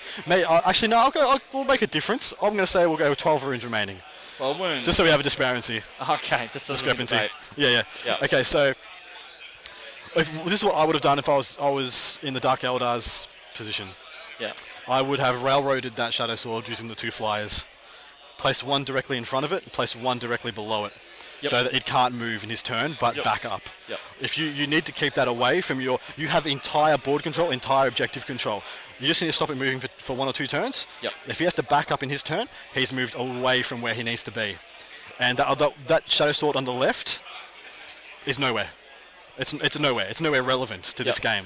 Can And it even get out? the Stormlord's Can going it to even die. get out? Yeah, it's going to, because we know that that overextends Oh, the of table course, for a yeah, few yeah, inches. So he's got a bit of a gap. Yeah. He's got about 3-inch gap underneath the black table, so he'll be able to move past there. But that thing's like 2 or 3 turns away from being relevant, even if it starts moving now. So railroad that Shadow Sword, kill the Stormlord, almost iced it. You've almost iced it at that point. Well, that is the thing. I mean, we saw him take out 3 raiders in that turn. Is it 3? He killed 3 raiders. He had a stellar turn. 4 on the side. Yeah, he killed 1 turn 1. Okay, sorry. Turn 1 he killed 1. Yep. He killed 3 that turn. We're seeing 4 raiders gone. Yeah. Out of the 5 that he had. So we've got 3 Ravagers and 1 raider and 2 flyers and some chaff. He could also potentially use those guardsmen, not guardsmen, sorry, the Cabalites and the witches. Just to railroad. He could move advance them. Yeah. Although it looks like he might. The thing is, if you do it, yeah, look the flyers are not threatened by the Shadow Swords. The Shadow Swords shooting the flyers, you're hitting on 6s. Yep. It's just lightning reflexes and you're hitting on 6s. So that's a really bad investment. Using them to railroad it would have been the safest option because he's going to kill whatever Cabalites you put in front of it. 100%. Yeah, so doing it with the flyers would have been a good move. So, but we'll see what happens. Looks like he's taken off some models. Yeah, I'm not. What's he done there? He's just redeployed them, or did he get a massive advance? I don't know. And he's chucked them on the terrain. Possibly. That was a big move. He must have got a massive advance. All right, 17. We've got 17 viewers. Hopefully we can grow. But seriously, I'm pretty stoked with 17 viewers. I've been saying it all day. That's like 16 more than I thought we'd get. All right, so where are we at? We've still got the 3 Ravagers. Those 2 of those Ravagers, 1 or 2 of those Ravagers could take care of that Stormlord and put that to bed. Queensland 3 in a row. 2-0 in a row. I'm not sure what you mean, Swollen Duck. I'm guessing that's going to be Mr. Walduck. Here we go. We're starting to measure some ranges for that Stormlord. So let's see if he puts it down.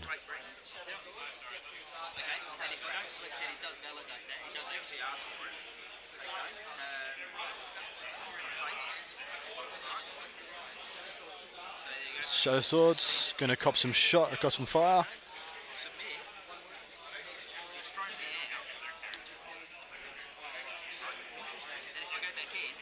Just taking 4 wounds off the Shadow Sword. Get Mansky on screen.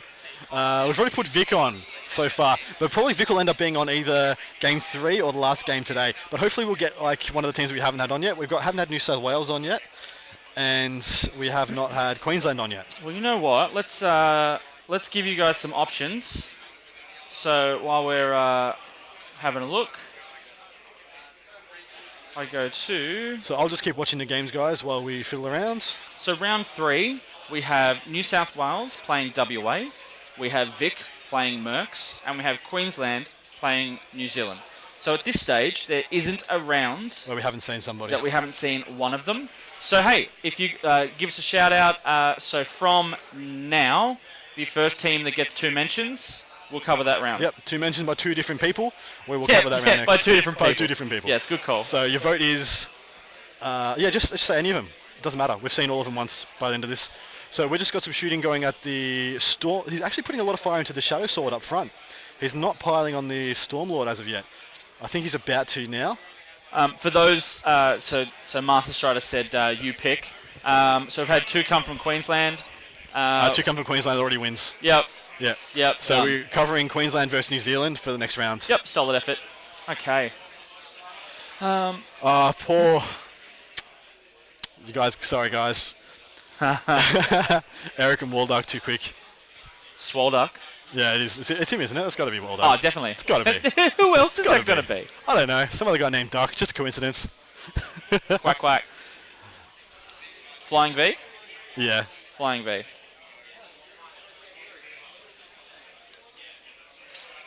Okay, so I've done some damage to Yes, the... he's done quite a few to the Shadow Sword, it looks like, but he hasn't killed the Stormlord, which is actually a little bit concerning. Yeah, so we're... So, well, sorry, Andrew. We'll wait till they've finished all his shooting, and then I'll go get a tally for us. Yep. I don't want to interrupt the shooting phase for him. Swolduck says, nah, it's not me. Yeah, he's got me confused now. Cold chips. Nah, no thanks. Oh, and the real travesty, which isn't for Adam because Adam doesn't drink, but for one reason or another, I don't know the reason, the bar's bar closed. is closed No today. booze. No booze the entire day. So, Walduck, you should be happy you didn't come. That would have ruined your event. Yeah. I think Mansky was almost willing to he was going to fight storm somebody. out. He was going to fight someone. Like, nah, I was told, okay, 4x, and he's going to leave. Yeah. Oh, Dan Martin was like, I don't even know why I came now. He was like, you want to play my army, man? I'm going home. So the team Vic has a couple of pissheads. Both top The Master both Strider absolutely reckons top 26 blokes. for the tank wounds. Just checked. Yeah, they've got 26 each. Yep. Yeah. I thought you meant how many they got remaining. Yeah, so basically, before this shooting phase started, we had 4 wounds remaining On the Stormlord, and 4 wounds taken. and so 22 remaining on the Shadow Sword. And so far, I haven't seen the dice change on the No, it hasn't. Stormlord. Stormlord hasn't been only touched. shot at the Shadow Sword. Which is a bit of an odd choice. I'm not quite sure what the thinking is behind there, because I think the Stormlord represents the biggest threat to his fire, to his shooting. So he's taken some more wounds there. He's just flipping the dice around. Be interested to see how many objectives he scores this turn, because right now he is capping the 2 middle objectives. He's got some Cabalites on the top right objective and on the middle left objective as well, and he specifically moved onto those. So I'm guessing obviously those are both worth points. Yep. And he's holding the bottom right objective with the Ravager. So it could be he's got Supremacy and he gets 2 points there. Could be he just has secure objective X, Y, Z, whatever. Yep. Yes, I agree, Master Strider. He needs to have gotten some down by now. He's still shooting though. Yeah, so look, as I said before, I reckon at the end of this turn, we will see one of those tanks gone, and one of them will still be alive. I'm fairly confident we're fairly low on the wound count, but it's hard to say the exact amount. All right, so I think what has just happened there? Oh, so I think the Stormlord's just exploded. Oh, really? He's doing mortal wounds from something. Actually, that's a fair point. If the front Stormlord is actually... Sorry, if one of them is... If he's killed the front Stormlord, is the Shadow Sword? explosion... No, sorry, Shadow Sword. Then the explosion could just kill the Stormlord. Could just kill the Stormlord, So, yeah.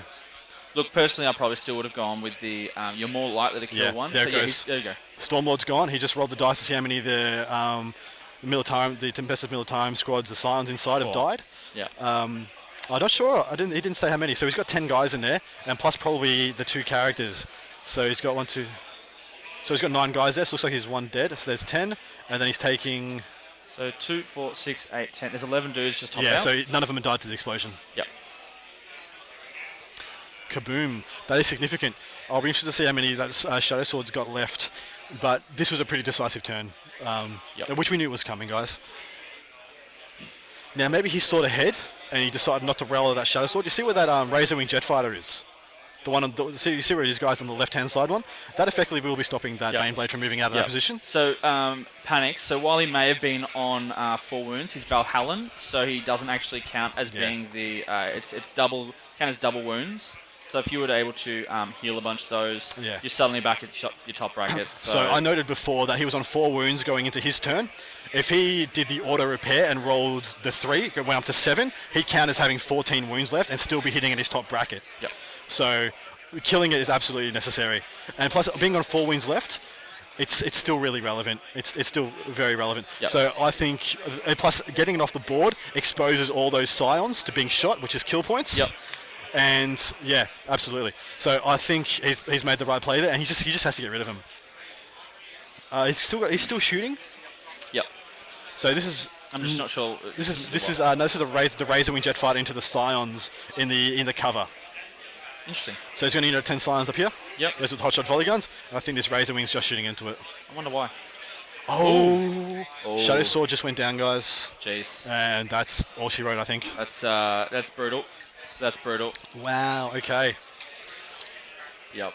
That's, Tank 2, and that is pretty. That's crippling. Absolutely crippling. I don't think there's any coming back from that. Because that flyer on the left-hand side is hands down blocking that remaining Shadow Sword. Yeah, blocking the Shadow Sword from getting out. Master Strider. Oh shit. Oh shit, GG. Yeah. yeah, it's accurate. Yep. So this is so being a team event, every battle point counts. Yeah, absolutely. Okay, so we saw it last round. Vic got 4 wins. WA got 4 wins. The thing is, WA got 3 20s and an 11-9. And so whereas the Vic team got an 18, a 12, 120, and something else. Yeah, and exactly. so what ended up happening was, even though it was 4 wins to 4 wins, WA won because their wins were all big. Yep. So what you're seeing here is if you've lost the game, you don't throw in the towel. You try and scrape back those battle points, because a 5-point loss can be the difference. Yes, absolutely. Compared to getting tabled. My perspective in team events, every point you get in a losing game is a gold mine. Yep. So with the disparity, if you go into a red matchup, so what a red matchup is, we usually do the traffic lights for when you see, and you give an indication to your captain of how well you're going to do in a game. You go a green if you think 80 to 90% of the time you're going to win this, whether it be a big win. It should be a 15-5 or more for a green, in my perspective. That's usually around a yellow is usually a 12-point loss to a 12-point win in that window, and then a red is anything below that. If you lose, 7, 8, 9 times out of 10. Yep. This I already know was a red going in for the guard player, which I tend to agree with. I think if he doesn't lose, or it doesn't get shot to death, he loses on objectives because his board control is so minimal compared to his opponent. It's 1 hour 20 minutes. 1 hour 20 minutes. We just ticked over. We just got to 20 viewers. Thank you so much for joining us, guys. This is our very first day live streaming anything, so hopefully it's good. Yeah, hopefully you guys are enjoying it. Yeah. As soon as I say that, I bet we're having great feedback on the stream chat, which is what we're after. So the more people we get on this stream, 21. 21. More people we get. Jeez, you're gonna have to breakdance. We're flying. So for those that are new, just joining us on the stream, so when we get to 25 or 22, when we get to 25 viewers, I'm not sure exactly how we're gonna make this work, but Adam's gonna breakdance. Apparently, I'm gonna breakdance. And we're also gonna give out some kind of prize to the most witty, giveaway. silly, inane. I mean, we're just going to give it to Walduck, aren't we? Swolder. Swolduck. So we're losing viewers, thank God. Don't make me breakdance. I mean, make me breakdance, but, Yeah. So what we have happening now is we have some more shots coming out. And I'm going to assume this is going to be splinter rifle shots from some Cabalites, because there was a handful of dice, and there's nothing that shoots more than 10 dice at a time, apart from Cabalites in this army for the Dark Eldar. But, so the 1 hour 20 minute call's been out, as Diffie said before.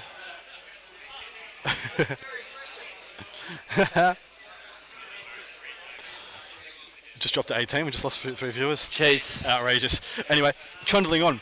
So when as a team in a team event, when you get played into a red matchup, like you're playing someone who you should not beat, if you leave with 2 points, 3 points, 4 points, 5 points out of that game, that's gold in the bank. Yeah. Because your greens should always be getting wins, and when you get points when you shouldn't get any, those are the ones that win you a matchup. 100%. So absolutely, like the onus is on the guys who are losing to get points, just as much as it is on the greens to get points. In fact, from my point of view, it's more important for losing players to get points. that shows good, solid gameplay and not giving up, which is what you don't want to have in a team event. You don't want to have people saying, "Oh, it's a 20, just going to let him get a 20." Yep. Like, fight for those 1 or 2 points. It Pretty absolutely much makes a under no difference. circumstances should you concede. Never. Never Should never concede. be a concede. As I said in a before, team event. if you're going to get tabled, if you're going to get 20'd, whatever it might be, if you can get 1 battle point, you need to do it. So to put this, let's put this all into context. So the year in 2013, when New Zealand played for their second time, Yep. they won on countback. So New Zealand and Vic were both on 4 wins, so 5 wins and a loss, and Vic came second by 8 battle points.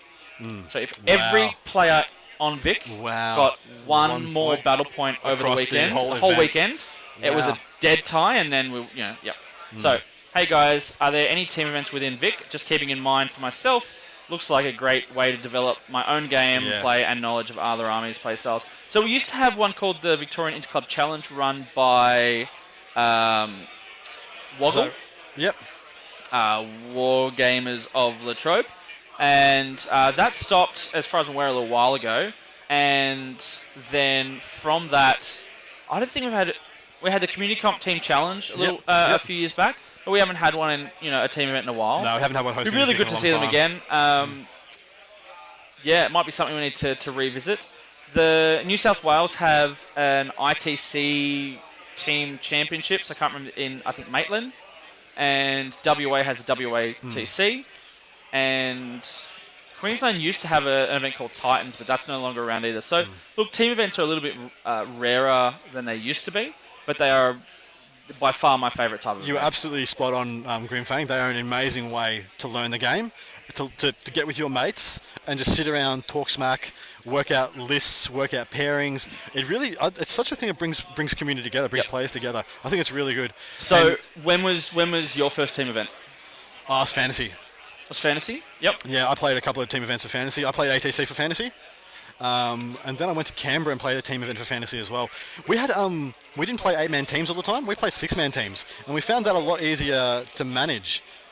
Look, I think there's a good chance you might. Look, so far the ATC has really been more about interstate rivalry. Yeah, absolutely. One of the things that has been thrown out there is potentially lower the number of players in the team and open it to anyone, like clubs, etc. Yeah. Look, it's always on the cards, but it does change the feel. I think we'd probably prefer to just have another team event to do that. Yeah, like the WATC is. My first team event was the Victorian Interclub Challenge back in 5th edition. I then captained the Victorian ATC team from 2011 to 2016 and played it in 2017. I captained the Australian team for ETC in 2012, 2014 and 2016. Yep. So quite a bit of experience in the team environment. Yep. And I'm just gonna jump in here. I think we're into the Aston Miller time turn, and I think he's been shooting his Scions at the moment. I'm just going to go jump up and get a quick... Can we get a view of the dice? I think the glare's on the sun's on the dice too much for us to make them out. I'm just going to have a quick look. Yeah. But I think we're still on 2, or is that 3 command points left for Really the hard Dark to see. Eldar? Really hard to see. I'll give us a look. All right. So we're just checking those command points and victory point count.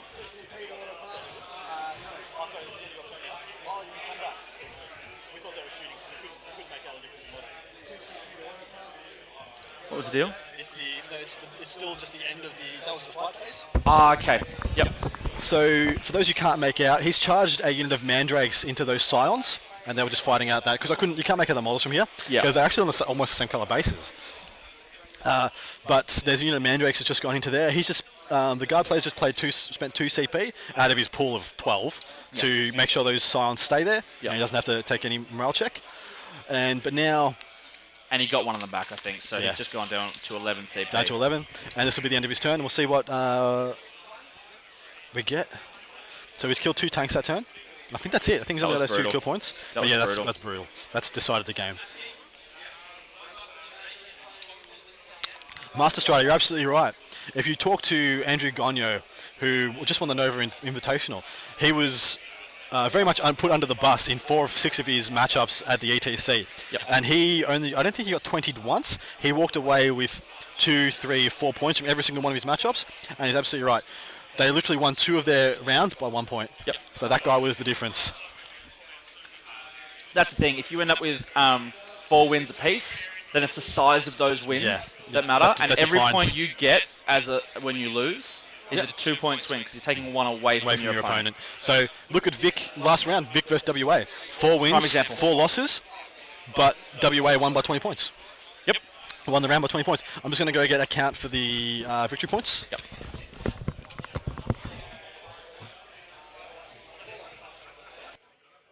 So 4 victory points.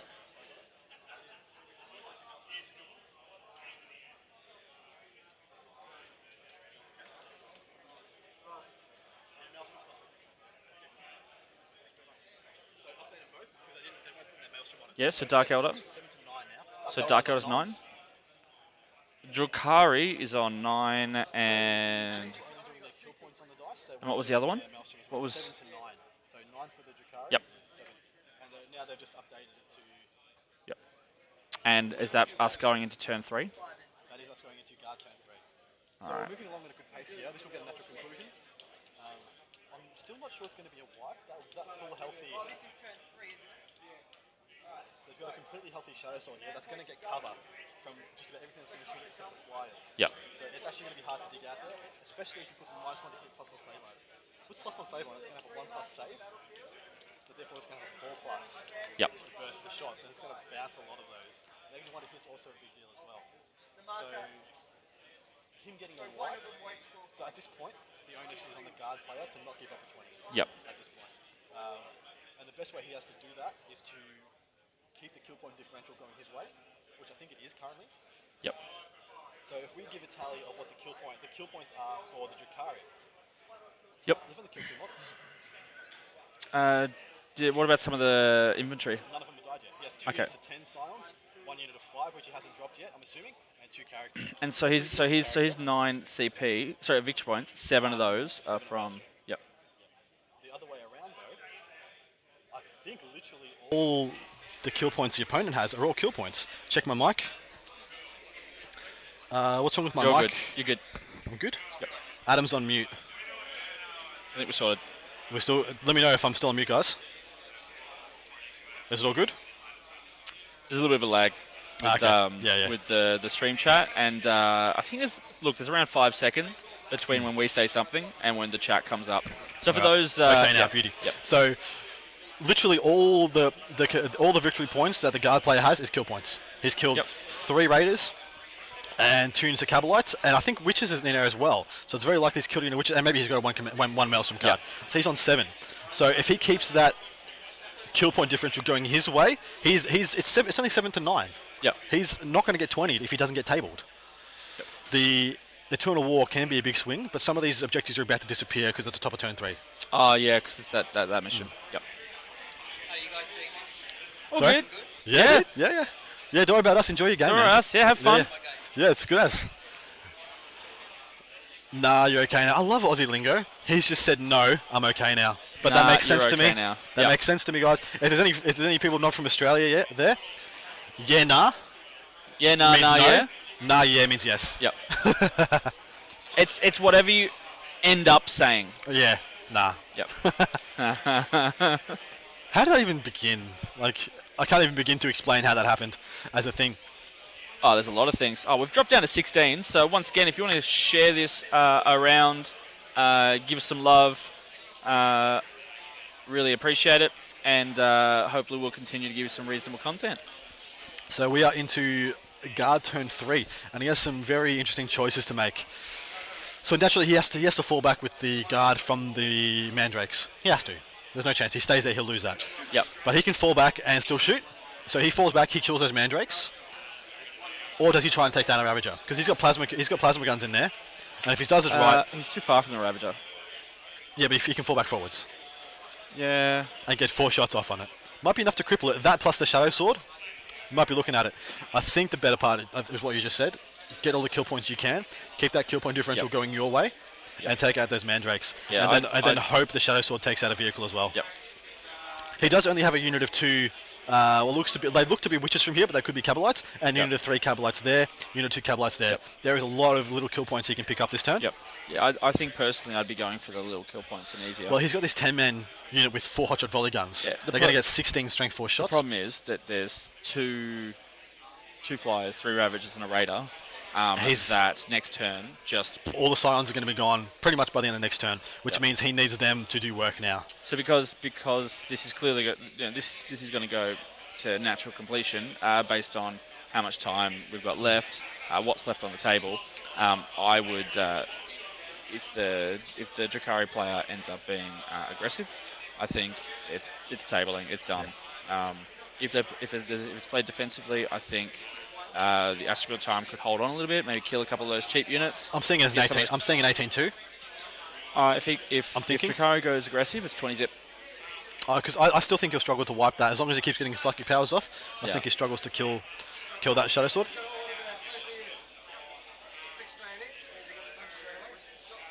So he's just ordered in the orders phase. He just ordered his Scions to attack in the shooting phase. So he does not want to fall back in combat with them. He wants to punch themselves out of combat now, so they can shoot without any negatives, without any issues. Exciting. You're currently on your lunch break. Can you please remember to do your players painting voting? So we're just having a bit of a mic over now. So we'll join you back in a second. Yeah, so I know that when the announcements happen over here, it's not coming through too badly for you guys, but it's difficult for us to still hear each other, so ends up being a little bit of a... Drowning out. Yeah. So here's the way I'm seeing it right now. Those 2 units of Scions need to kill 3 units this turn.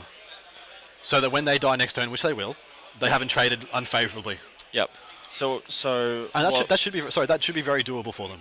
So Astral Militarum players looking at killing those Mandrakes in combat. Yep. In the order phase. Yep. And then which is before movement. No, after movement, before shooting. Okay, so it doesn't get to move afterwards. I wonder, does he then get... So what sort of range is he looking at to actually shoot from there? Assuming he actually kills out. Yep. So he's just ordered to fix bayonets again. So on a separate unit? On a separate unit. There must be 2 units in there. Must be the 5-man must be in there as well. Must have been the Stormlord. I thought he was holding those in reserve to deep strike on an objective later.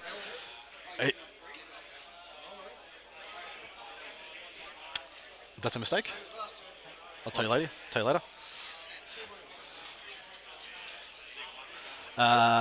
So just letting you guys know, we've seen the guard player hit on 3s in combat with his Scions, which is incorrect. They hit on 4s and they shouldn't hit on 3s in ballistic skill. So we may need to point that out to the player afterwards. I'm not sure it's going to be relevant. I'm not sure it's going to be relevant. I don't think he killed anything. Because I think he's still got... He didn't actually kill anything. No, he killed 2 Mandrakes out of 5. Oh, did he? So he's failed to do what he wanted there. He wanted to punch himself out of combat so he could shoot unimpededly. I think the better thing would have been to just fall back and shoot them, because that would have guaranteed the kill, I think. Yeah. Because punching them in combat doesn't do as much. They're going to have two attacks each at -2, strength 3. Yep. When they punch, then they have 1 strength 3 shot. But then if they get out, you risk reward. I don't think you needed to risk at this point. I think you need to play safer, which is what you suggest. We've dropped down to 12 views, guys. It's all right. What time is it? We've got quality viewers. Yeah. So it's plus 2 hours to what we're doing. So that's 4:40. Is the footy on now? Is that what's happening? As the AFL started, I'm going to have a gaze.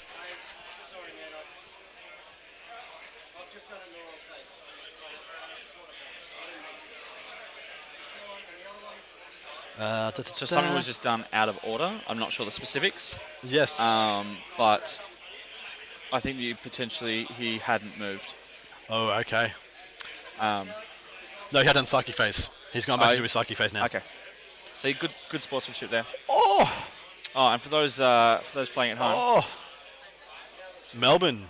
GG Melbourne. Dominating. GG. Go home Melbourne. Wow.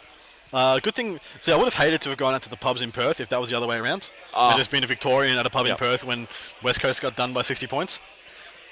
So we've still got a few on here. We've got Epi Cheese. We've Swolduck we've lost. Jeez, what's going on with Swolduck? Swolduck. Flaky Swolduck. But thank you to everybody who's joining us right now. Yeah. We really appreciate it. Like, bit of vote of confidence on our first stream. Andrew Clayton, Apricot, Droop Fruit, Bezo 73, Big Headus 1988, Commander Root, Electrical Longboard, Epi Cheese, ETC 18, Mum 40k. That's Sonia. That's Sonia. That's a Sonia. mouthful of a name. Grimfang 88, Josh 6995, Master Strider 09, who's been doing some great chat. Chit-chats. Skinny Seahorse, Slow Cool, subcentral.net. I wonder if that's a website that we should check out or not check out. Maybe not. Maybe not. Geez, I'm going to struggle with this one. Thorfinn Raven Feeder 1. Now, question for you. Was there a Thorfinn Raven Feeder was taken. without? Was You that had to put taken? the 1. Can you let us know if there was already that Thorfinn name, Raven- or Thorfinn did you really Raven have to put Feeder? 1 at the end? Totally Thorfinn not Raven Panics, Feeder. Thorfinn Raven Turbo Feeder. MMX, and Zrega W. Someone's taking a photo of us. Okay, so maybe get a quality webcam. Ha! Ha ha ha ha. JB has got some orc heads going. Totally not panics. Totally not panics. I don't know what they are. I don't even know what that is. We're back up to 20. Back up to Thank 20. you all Thank for you so joining much. us again. So the viewership has been up and down throughout the day, but we've been managed to keep a reasonable. So I'm just going to point out to you guys now that unit of Scions in the where the light is hitting, they've got a halo right now. They're Yeah. Majestic Scions because they just got 2 kill points. They cleared the unit of Cabalites over on the leftmost objective, and the unit of Swallock's 3, back. and the unit of 3 in the middle. Jeez. So those they've just Scions- gotten two kill points. For the 1 they're probably going to give up next turn. That's what you want to do. You want to trade favourably on kill points, especially when you're going to lose Maelstrom. Yep. So now I think this is the Shadow Sword shooting. The Shadow Sword shooting. I've struggled with that all day. Say it 3 times fast. Shadow Sword shooting. Fuck it. Shadow swords. Yeah. Silence for days. There's not. Swolduck says silence for days. There's not going to be any left next turn. So silence for exactly 3 turns. Yeah. So now. And we have some more shooting. This is shooting coming from the Shadow Sword. And he's shooting into some Cabalites in that terrain. I think he's just doing what he needs to do. Hey dudes, do you rate Scions or just take more Guardsmen? Look, it's a tough one. Oh, and more like Scions. Scions. Love Turbo. it. So, MMX. MX. That's the kind of stuff we need in this chat. Yeah, that's so what we as need. far as We need Scions- 10 more Turbo MMXs. And Master Striders. And Master Striders. That's absolutely right. Well, we've got Master Strider. If you know the other 8 Master Striders? get them on. Get them on, man. Yeah. So basically, look, as far as Scions go, I think they're a great utility. Personally, I think they're too many points. I agree. So what you've seen is, if I double check the list, which I have in front of me. So the Shadow Sword had heavy stubbers, twin heavy bolters, didn't take the extra sponsons. No sponsons. So they didn't. So because look, to get the points for the Scions, you had to go cheap on the tanks. Yes. So look, it's a payoff, and it depends on what your list role is. But see, the issue I have with his list is it doesn't have bubble wrap. The Scions cost so much that you can't get bubble wrap in front of these tanks, which means in the pairings process, you can't be put up against things like Tyranids. Yep. Things like a lot of T-Suns and things that will smite you out because you don't have anything to catch the smites except the tanks. Yep. So there's a lot of issues there. We can deploy the Scions. Oh, you can. I mean, deploy they're Scions, expensive but they're tree in them. expensive for that job. So, JB Painting, which is our Jared. good friend Jared. So, yeah, look, we're having a lot of fun. Hopefully you guys are too. Johnny Seymour just got back. Can we get a game update? Yes, so as you can see on the stream, we are the top of turn 3 with Alistair playing Astra Militime from New Zealand, and he's getting pretty much pantsed. Although he did just take it. Oh, is that a flyer missing? He's taking out the flyer. Yes, he is. I think that must have been the Shadow Sword. Popped a flyer. Jeez. All right. So that was he mustn't have had enough command points to lightning reflexes. Yeah, that was. Well, he does have a shitload of command points. Well, no, I mean the Dark Eldar player needs to lightning reflexes to make a hit on 6s against him. Oh, okay. So I don't think he's got any left. Yeah, I don't think he's got any left. I think he's all gone. Yeah. So look, that was a pretty swingy turn. That was a big turn. That It's was, actually, I'm just going to get a That looked a like victory that was point. a 3 or. Look, did Yeah. he kill the Mandrakes? The Mandrakes are gone, 2 units of Cabalites are gone, and the Flyer's gone. So he's got 4 kill points 4 that turn. kill points that one turn. I'm going to go and check out what the victory points are sitting at. Yep. Turbo AM are screwed. Yeah. Well, look, that turn did get pretty swingy. conscripts would have been better. I think it's hard to say the specifics in a team event, but yeah, I think you see conscripts more often perform that screen roll in the multiple super heavy lists. So, big update. The Aston Villa time player just went up to 17 victory points. 17. He got 10 points that turn. I think he got 5 kill points. He issued 6 orders. Yep. Which I'm going to have to ask him how he did that because he only has 2 characters. Is there a 2 strat? orders. There is but he's got a command rod which lets him issue. Yeah. So we'll see how he did that. But he got 3 points from that for an order. So that's a. Here's a question for you: can you play codex specific Maelstrom cards Yes. this event? Okay, cool. Because that gave him 3 points for issuing 6 orders. Yep. He got to roll a d3 and got a 3 there. So that put him up to 7. And I'm guessing he got some more cards, which put him up to 10 points this turn. Yeah, so that's this, a huge swing. This event is allowing the codex specific Maelstrom cards. Yep. And to clarify, that wasn't a deliberate decision. However, it didn't say in the player pack that you couldn't. It's going to be tense. So because it didn't say you weren't allowed them, by default they are legit, so you can take them. Most events in Australia, I'm not sure about other areas, but most events in Australia don't allow codex-specific Maelstrom cards because they're pretty wacky. But that being said, hey, it's 40k, it's a team event. Already seeing some wacky combinations. It adds a bit of flavour to it. Yeah, can I have a look at his list? Can we get the AM list back up? Sure can. He said he got 6 orders off that turn. He has 2 Tempesta Primes to issue orders. They issue 1 order each, and if they have a command rod, they issue 2. How is he? So he can issue 4. That's 4 in a turn. How has he issued 6? I don't know. Okay. I might have to ask him after the game because I have no concept of how that's doable. Anyone in the chat enough. have their 2 cents on that one? So let's, you know what? Look, we'll leave that one. We'll leave it then. Yeah. Along with the Scions hitting in combat on 3s, which they do not. So those are a few things we can inquire about after the game. Yep. But look, like I said before, for those of you who weren't here before, we're not here to interfere in the games in any way. We're here to observe them and report them back to you. Yep. That is our role, regardless of what we see. We don't interfere. It's none of our goddamn business. Yep. Should we be asked? We'll worry about that then. Most likely we'll just say no. It's got nothing to do with us. Yep. So yeah, we're just here to commentate and give you guys some quality content.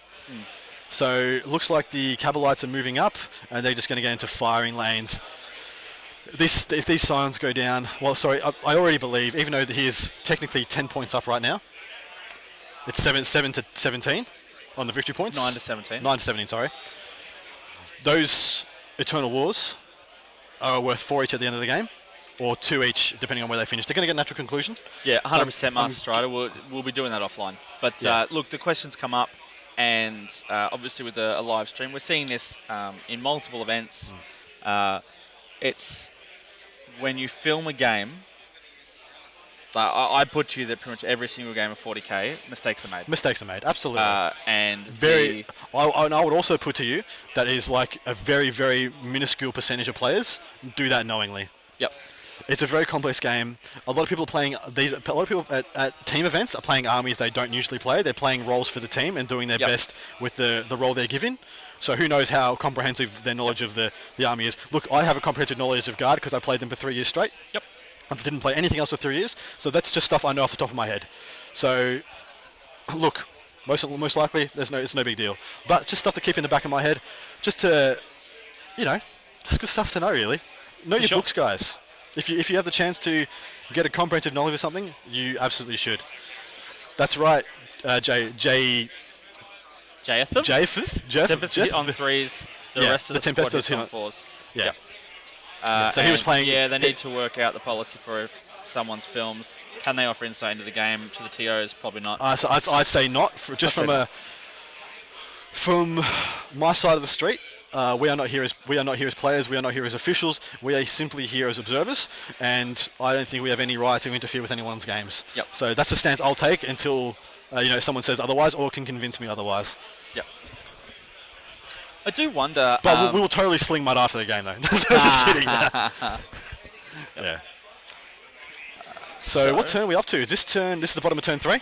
So we've gone into the Dark Elder player's turn. So let me just quickly update. He has left behind all the objectives. Or has he? Has he though? Remember, the they objectives explode. It's turn 3. Yeah. Objectives have exploded. So We need to find. I'm gonna after the end of this turn, I'll ask them what objectives are there and what's worth what. Conscripts hit on 3s in my codex spell attack. Written in blue crayon. Still says so. I'm surprised you can read. Actually, I'm actually impressed that you know what the number 3 is. Yeah, that's good on you. That's actually like 2 more numbers than I thought you knew. So we do. It does look like moving in for the kill. And honestly, there should not have any Scions left at the end of this turn.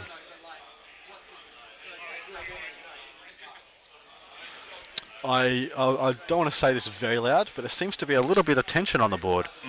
And I think it's coming mostly from the guard player who realises he's in a very bad position and he's trying to hold on to as many points as he can get. I'll let you know. So we just had to ask to see how much time we've got left. So we're just checking the round.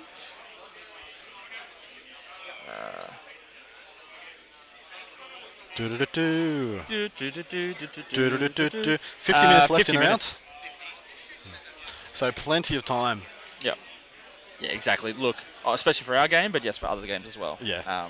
So just looking at the game state on the one next to us, we haven't given you much of an update on that one, which is the Tyranids versus the T-Suns. That has definitely swung in the T-Suns' favour to my eye. Looks like we have actually no. Magnus is not on the board. Magnus is gone, but I can see Ahriman left. I can see 2 Demon Princes. I can see Cultists, another Sorcerer, 2 more Sorcerers. He still has Swarm Lord is still there, plus some Gene Stealers and a lot of characters. Seems like it's just some chaffing characters left on the board. So that's probably going to be a definitive win one way or another. Yep. Just depends what turn they're on. If this is their turn 4 or 5, then it's going to end like that. Could be a draw. But it definitely looks like the Tyranids have had more of the table for longer. So who knows? That could be a bit of a swing on the maelstrom for them. The other thing I'd like some feedback from. So obviously this is our first live stream. We've been trying to work out the best layout for it. Yep. So as we can see on this stream, obviously we've got the team players, team and players down the bottom. Yep. Where we've kept yellow being whose turn it's currently up to, as well as a description for those that come and go and may not know the difference in colours. And then we've got the scores, both command points and victory points to date. So one of the things we'd like to know, depending on what device you're obviously watching this on, if you're watching on a phone, an iPad, etc., is that all pretty clear? Like, are you able to see all the victory points and so on in that little scoreboard? Or, are you watching on a phone and it's too hard to see and we need to... Because there's a lot of things we can do with this. This is obviously our first stream. As I said, where I've got command points, I can make that say CP pretty easy and make the numbers bigger. Absolutely. So obviously we're here to try and bring you not only great content, but easy content to watch and at a glance keep a track of. A number of times people have said, hey, can you give us the state of the game throughout the chat? And we're more than happy to, of course, do that. That's what we're here for. But, some of these things, like what victory points there are and so on, are right there in front of you. Yeah. But that being said, if it's not very easy to read, I know some of the guys in Queensland are watching this on a TV. Yes. I know others are watching it on a phone. So obviously we've got to deal with multiple, real estate on TVs. So who's playing the Thousand Suns list? That's a very good question. I believe... Singles 40k players, your parents I believe the New Zealand player. But I can confirm that. So Mercs versus New Zealand.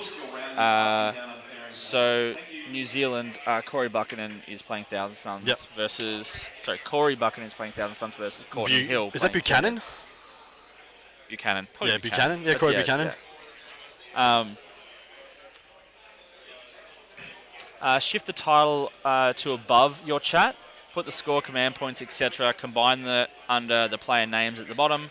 Turn in the middle. Okay. Yep. No. Happy with that. Happy with that feedback. That would allow us to have a bit more room of the.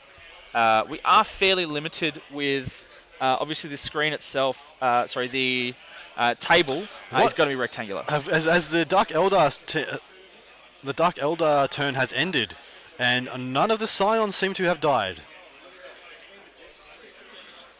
I actually don't If understand. you include what army is being played by which player and change the player 1, player 2 to the players' names. Yeah, look, all things that we can play around with to see, how best we can give you that information. Yeah, So guys, great feedback. I have no idea what's going on with this game. So to my eye, what's happened is the entire Dark Eldar army has shot into Scions, and none of them have died. None. Looks like none have died. I have no idea what just happened there. But I would say that has just placed this game firmly in the AM's hands. Jeez.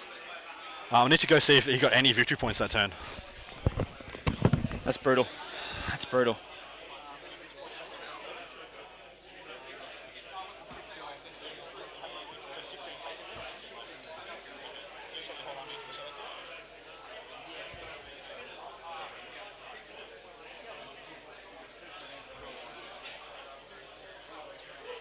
So we're just getting a victory point, command point update.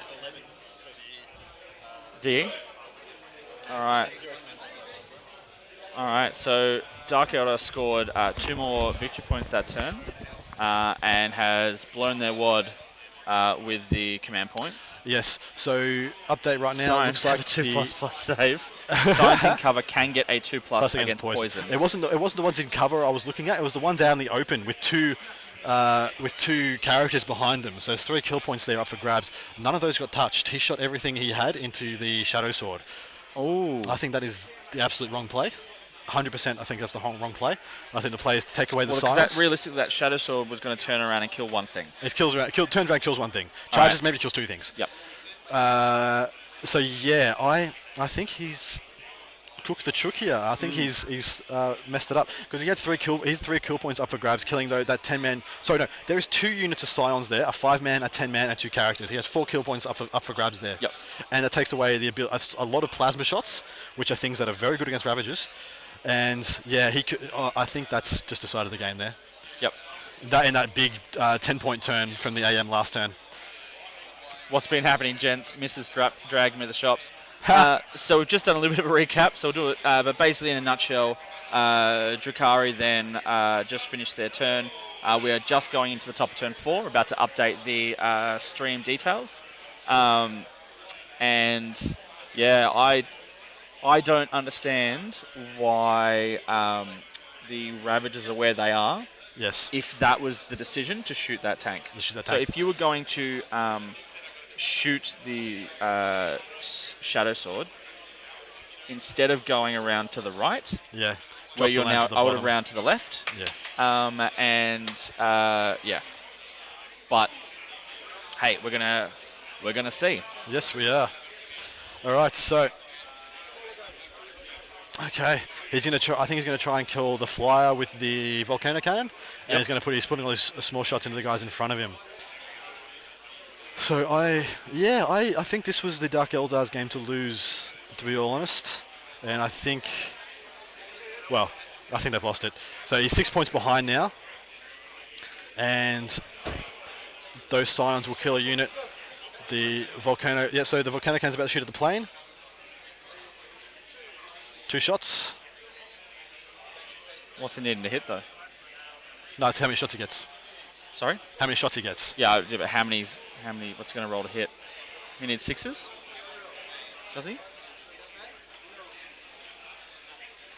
So it looked like he missed a shot, re-rolled it with command point, and an attempt to get the command point back. He stole a command point, I think. He just dealt 8 wins to the flyer. He's got 2 wins left, I think. 2 or 3 wins left.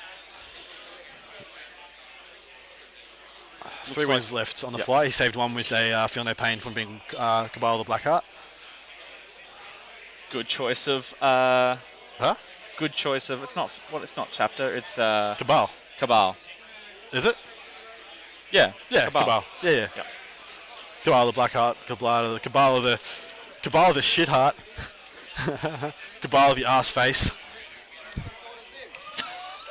Cabal of the poo breath. This is horrible. We're losing viewers, no doubt. No, we're gaining viewers. This is quality content, guys. This is what you came here for. Solid. Okay, he's just ordered move on his Scions. That's an interesting choice. Oh no, sorry, he's ordering on his characters. He's trying to get his characters safe out of line of sight, which is a very good idea. Yep.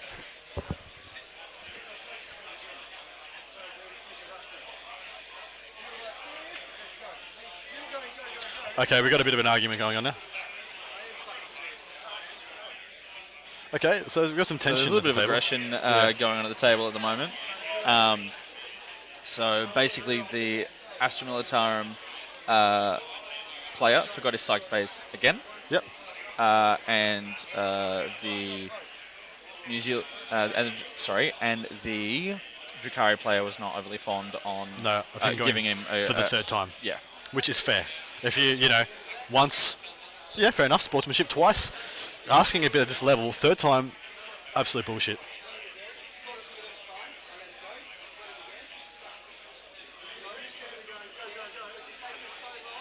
Now we've got a bit of back and forth going on, guys.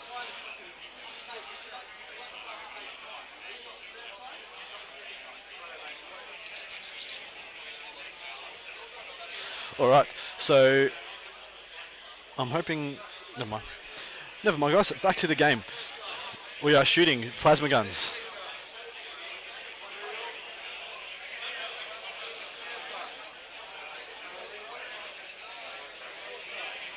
Trouble in Paradise, indeed. Maybe we're a bit too close for this. I'm hoping you didn't. Yeah, never mind. Yep.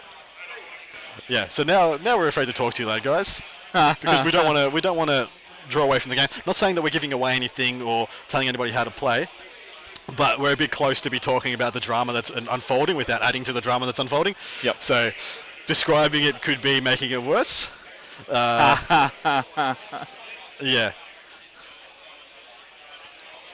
So the AM player forgot his third psychic phase, and Yep.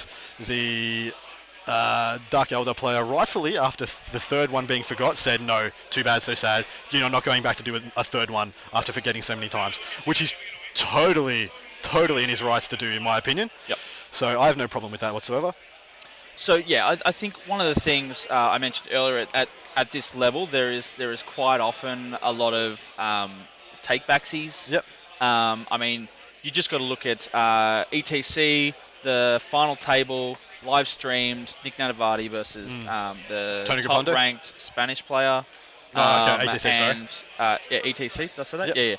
Yeah. They were playing, and basically Nick moved his tank, forgot to get Yvrain out, and basically said, oh, can I take backsies?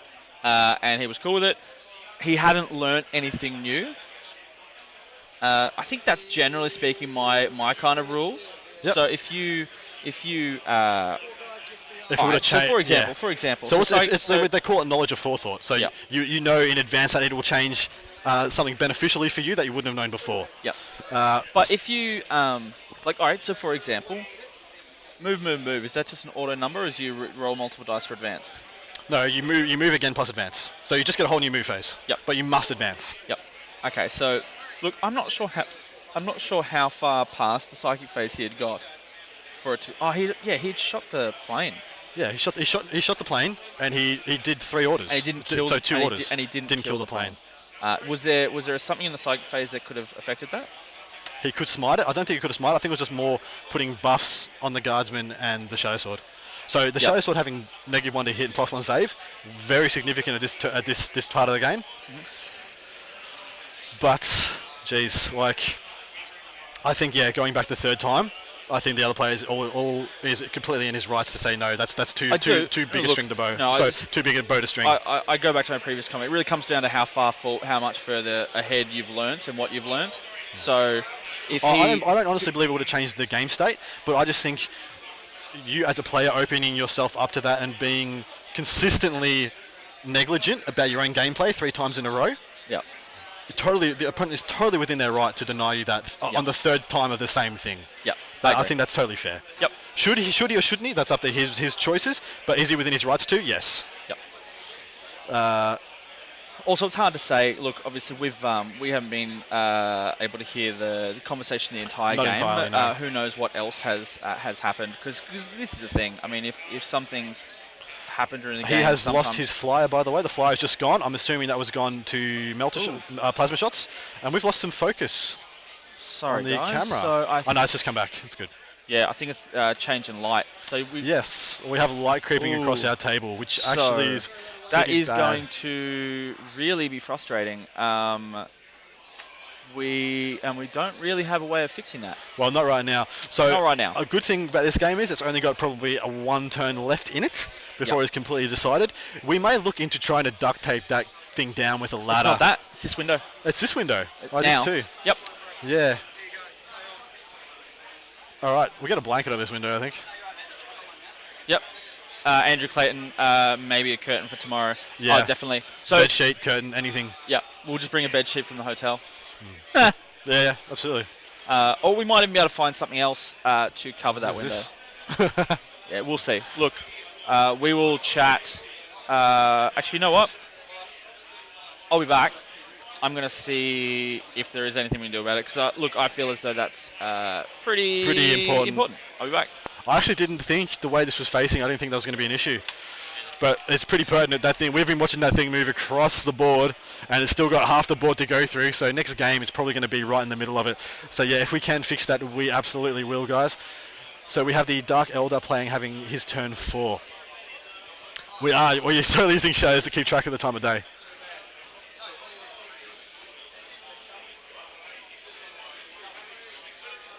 It's getting heated again.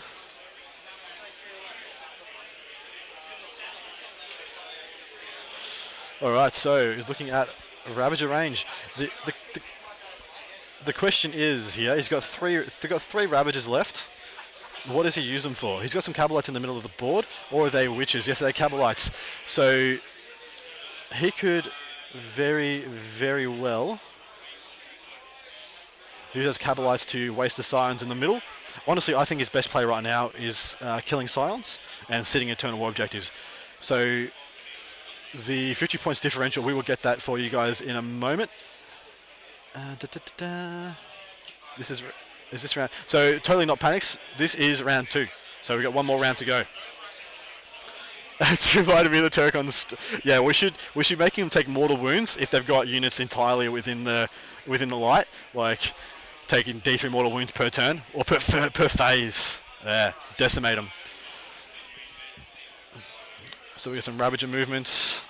Look, I think he just needs to get rid of the Scions. Absolutely just decimate the Scions. Shoot the Cabalites first, see how much damage they do, and then maybe use 1 or 2 Ravagers to finish them off. He has moved one Ravager back to get on an objective, but that's the only one he's on right now, which is a little bit which is the only objective he's sitting right now. So he's got another unit he's moving.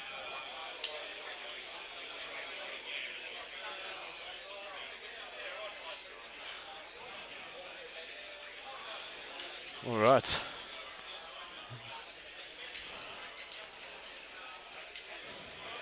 You should go check out the Queensland vs WA.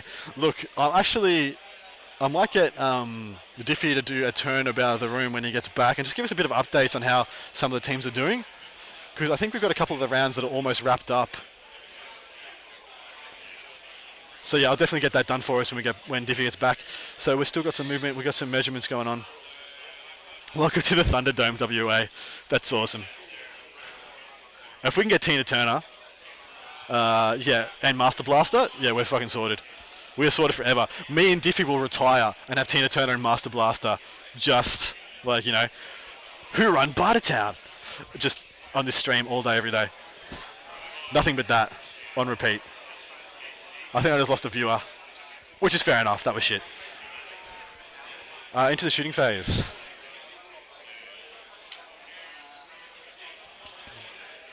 Right. I will totally wear a wig. As long as it's branded like this, or I get this branded on my forehead. So we've got some shots coming in. I've got to assume that these are Cabalites.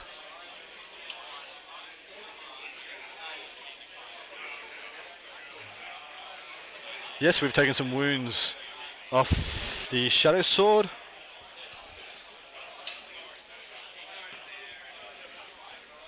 You got up? Huh?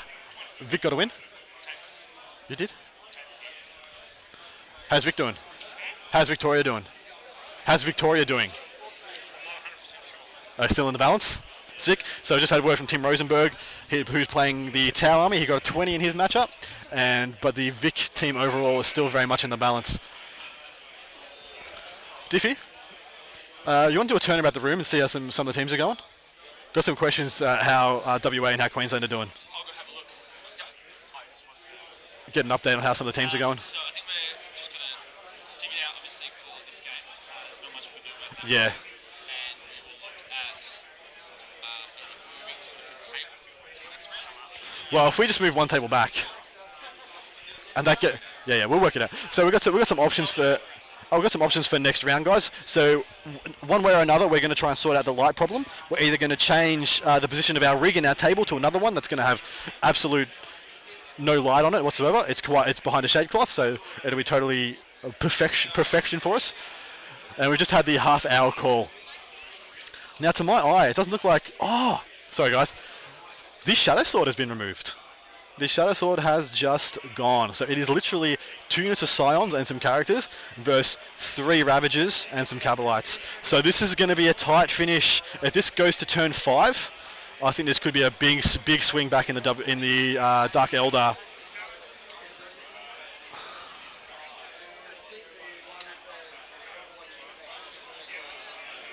So he has just charged the Cabalites with. So he just charged the Scions with the Cabalites. I think he means to just tie them up, keep them in combat.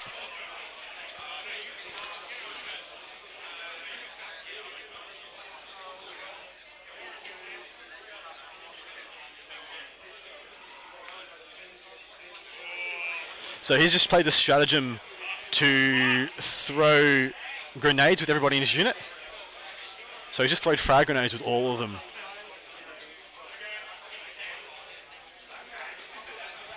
Yes, Master Strider VP will very much be the decider. So this is just, look, the guards still have a big lead, 17 to 11. But the Ravagers could very well be sitting on all the Eternal Wars by the end of the game, which would swing this back in his favour almost entirely.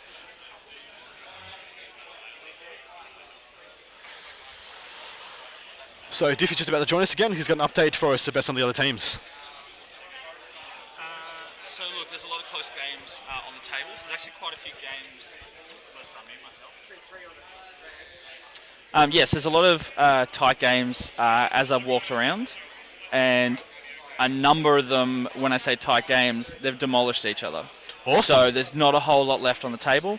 Those sort of games can be very swingy. Hugely Depends swingy. on who ends up on an Eternal War Yeah. so on. So it's really hard to call some of them. Morrisoli is playing the Demons list again. So that's 2 rounds in a row playing that list that he wasn't assigned. And he's playing against Knights. It looks like there was 1 Knight left. Wow. But not much left of his either. Okay. So he had one of his Plague Burst Crawlers, a Demon Prince, and a couple other little things. Yep. And he rolled to see if we'd go another turn, and it did. And was that Morrisoli yelling out? Yeah, Morrisoli Swearing? didn't want it to go another Yeah, he turn, must have and the been up. Knight player did. So be interested to see how that goes. Final result. So- Jeremy Martino versus Kirby from 3++. Yep. Played each other, and I'm looking at the table, and there is literally no town models on the table, and a whole bunch of Eldar. How much Eldar? That's a 20. Yep. Big news here, the Shadow Sword's gone. Really? Shadow Sword's gone, mate. So that's a big swing, and now he's just charged Cabalites into the Scions, Yep. and he's picked up a bunch of Scions.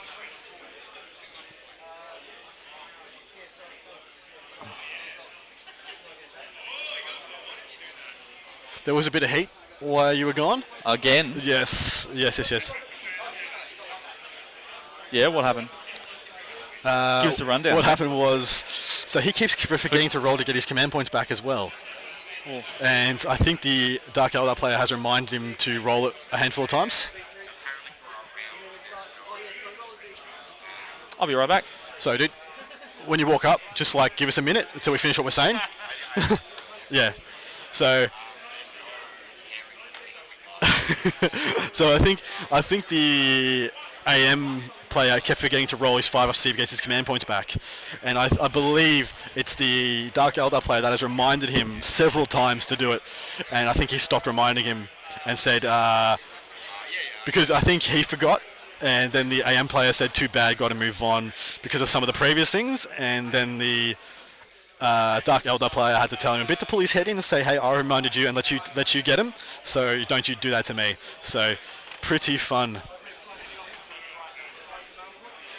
I think so Epic Cheese, I think Queensland is taking out their sexual frustrations on the WA team. What are their scores? Do you know something I don't? Because at the moment I think it's in the balance. Yeah. Alright, so let's see what we've got here with the game state. When will the first punch be thrown? There will be no punches thrown. Hopefully no one is that stupid to punch each other over toy soldiers. And if they do, I think they'll be the first people to be ejected straight away. I knew that bondage gear was coming handy. I can imagine several of your Queensland players in that kind of a get-up. That's disturbing. Don't point that out to me again. I'd rather not. Okay. So the Scions have just fallen back from the Cabalites. He's just remembered to do his psychic phase. He's doing it.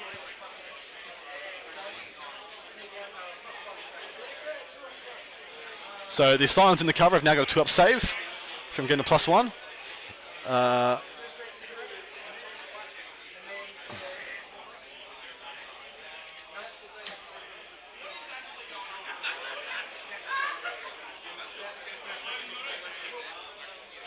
Yep.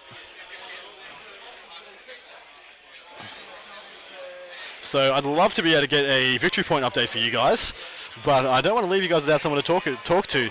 So you will DM me. No, don't do that, Swalduck. I just remind you of Switzerland or Belarus.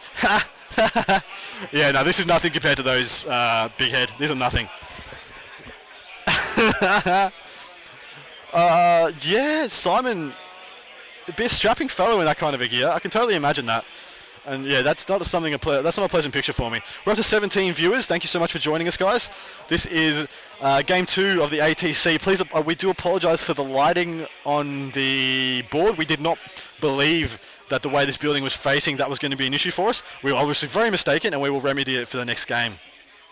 So we're currently watching a game that is totally in the balance, with the AM player currently being up on victory points, but we haven't got, I think they're on to their turn 5, and we currently haven't got a update on the scores. So we need to get Diffie back. Actually, I'm just going to leave you for a second, and I'm going to go get the scores.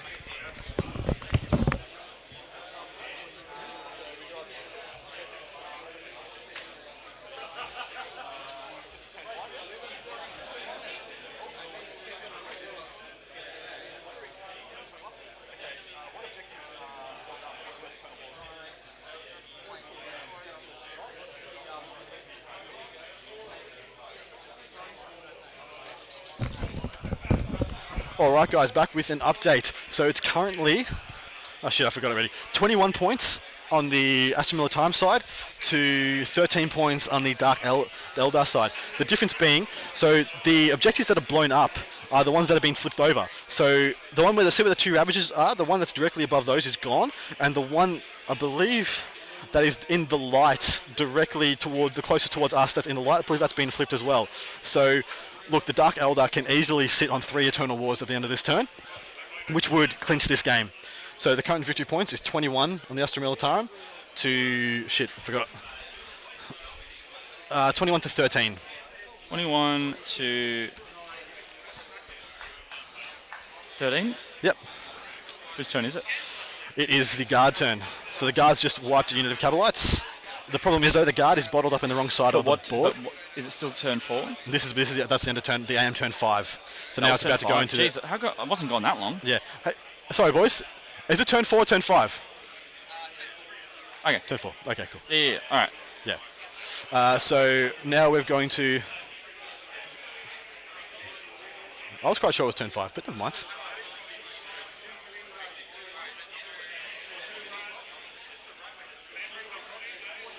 Yeah, it is turn 5. So yeah, it's 5. Yeah. Sorry, I knew it was turn 5, guys. It's bottom of turn 5. Yeah, it's bottom of turn 5. DE turn 5. But the DE can park themselves on 3 Eternal War objectives and win this game. So we're just going to see what he does with them now. Because he only has his 3 Ravagers left, no Cabalites, versus 2 units of Scions and a couple of characters. So this is going to be a really tight game, guys. Really, really tight game. If this goes to turn 6, I think it's a big swing. Well, it's hard to say because like what Well, have if we it got? goes to turn 6, it'll be an 8 points. It should be an 8-point swing. Right now, it's a 6-point swing. They're worth 2 points at the end of. If the game ends now, No, on turn 5. Yep. They get. Right now there should be 2 objectives on the table worth 4 victory points. Yep. And that will be that for the rest of the game. I don't think they've done that. I think they've only gotten rid of 2 so far. I asked them before. This one's gone. Yep. And I've already told the viewers, and this one's gone. So 2 points. There's four left. Each worth. So in turn 5, they are meant to blow up 2 more. But hey, let him roll, guys. We're not here to interfere. So he can easily sit on 3 of those Eternal Wars, which are worth right now 3 points each. 2 points. Or each. 2 points each. So that's a 6-point swing. Yep. It should be an 8-point swing right now instead, but we don't know which ones would be there. The one on this side of the board. Can they hear us talk? No, it's actually quite loud here. Yeah, it's very loud. We've got the mics right to our face, so generally speaking, obviously you guys can hear us clearly. But to put it into context, you guys can't even hear the announcements that come through are very loud. So we're pretty good. We will most likely do a little bit of a rearrange after this round for a number of different reasons. One, due to the sun, which is now half taking up the table. Board. Yeah. And I will be right back. Okay, so back to me. We have shooting. Oh, so the unit of Scions that was in the upper middle of the board, that has just been removed. The Disco Boy, I'm tagging back in. See you later, Andrew Clayton. Thanks for checking in. You've been great company. The Disco Boy. Do we know the Disco Boy? Disco Boy has been here pretty much most of the day. Yeah, he has, but I'm just trying to think of who it might be. I'm not sure. Sorry, See you, Andrew Clayton. Have fun. And, yep. Yeah, so as I was saying, so next round, when we've got a bit of a break, we will either be trying to cover up that window. That is option 1. Well, we've got option those 2 over there. No, I don't think we have any access to those. Option 2 is simply move the cameras. Yep. We've got 10 meters on our cable, and it is racked up quite a bit. So we've got a reasonable amount of options around moving that table. So that's pretty much it. Cover the window or move the camera. Thank you so much for joining us then, Disco Boy. Very much appreciated, mate. I hope you're enjoying the stream. Yeah. It's, Okay. You know what? It's a little bit more exciting to see people on the stream that we don't know. Yeah, well, I assume you'll just be like... Because we've plugged the hell out of this. We have. On all our Facebook groups and Facebook pages and all that jazz. So to see people who don't know us on the stream, look, I'm assuming you saw it on one of the Facebook groups that we, maybe... Yeah, that's, I guess, the question. Hey, Disco Boy, where did you hear about the Down Under Network channel? Just to point it out to you guys, that was the end of end of turn 5. This is the start of the guard turn 5, so they should have rolled to see if the game ends, and they have not. They hadn't, or they did? They have not. They have not rolled to see if the game ends, to my knowledge. But the Ravagers picked up 1 unit of Scions, and they killed off one of the Tempesta Primes. Yep. So there's literally 2 Psychers and 1 Tempesta Prime, 1 unit of Scions left, and it's versus 3 Ravagers. He's casting his Psychic powers. He has failed to give them +1 save. And now they are moving straight into the Dark Eldar turn. Really? Straight in. Jeez, that was quick. I'd only just updated top of turn 6, now bottom of turn 6 I'll already. get the victory point count again.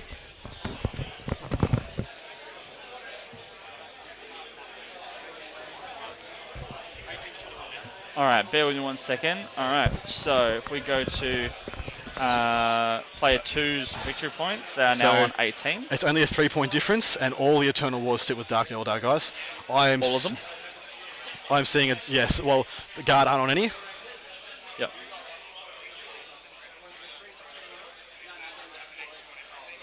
Yeah.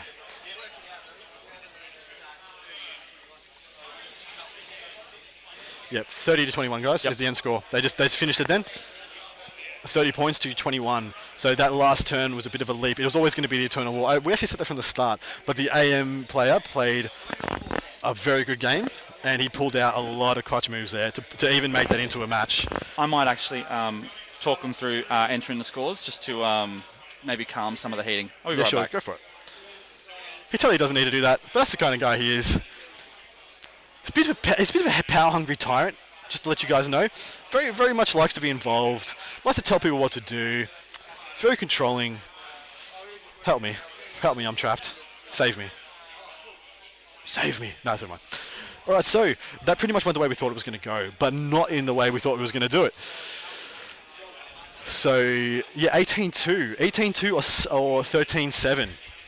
I picked a 15-5 for this towards the Dark Eldar, so we'll see if what it actually ends up being after the countback, because I think Diffy's going to count them through everything, because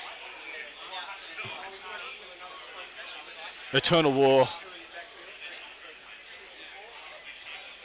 Yeah, Eternal War and all those things are all separate and they all need to be counted back separately, because it's quite complex missions. So these are what we call multi-tiered missions. So they have elements of Maelstrom cards, they have elements of kill points, they have elements of Eternal War. On top of that, they have First Blood, Warlord, Linebreaker in addition. So there's a lot going on in these. Hayden Mansky has just told me to tell Eric and Hayden Walduck that he won his game. Because, yeah, he won. So good on him, because he lost his first game. It's always nice to see it turned around. All right, we're just doing a bit of a count back on this table.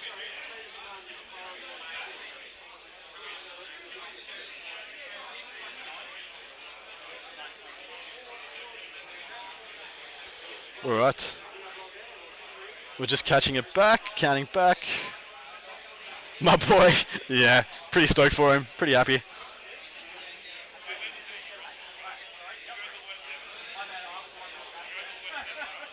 All right. On the count back, still going through it. So that was 8 Maelstrom cards scored by 8 Maelstrom points scored by the guard player, and the big swing's going to come with him with his kill points. He got a lot of kill points.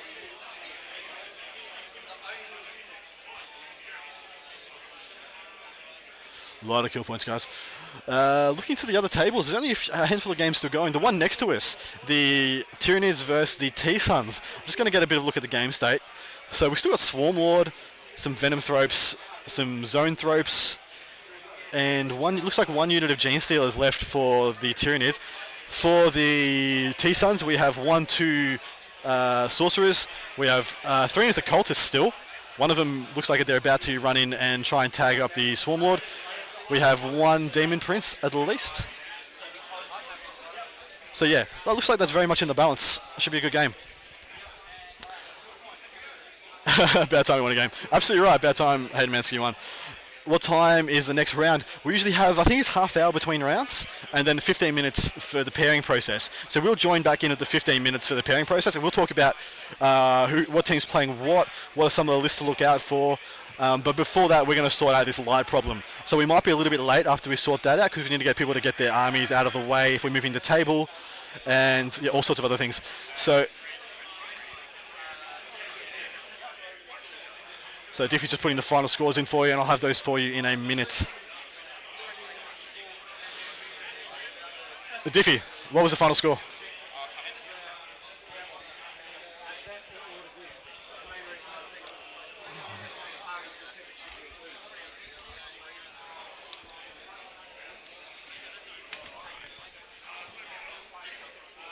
Some of you.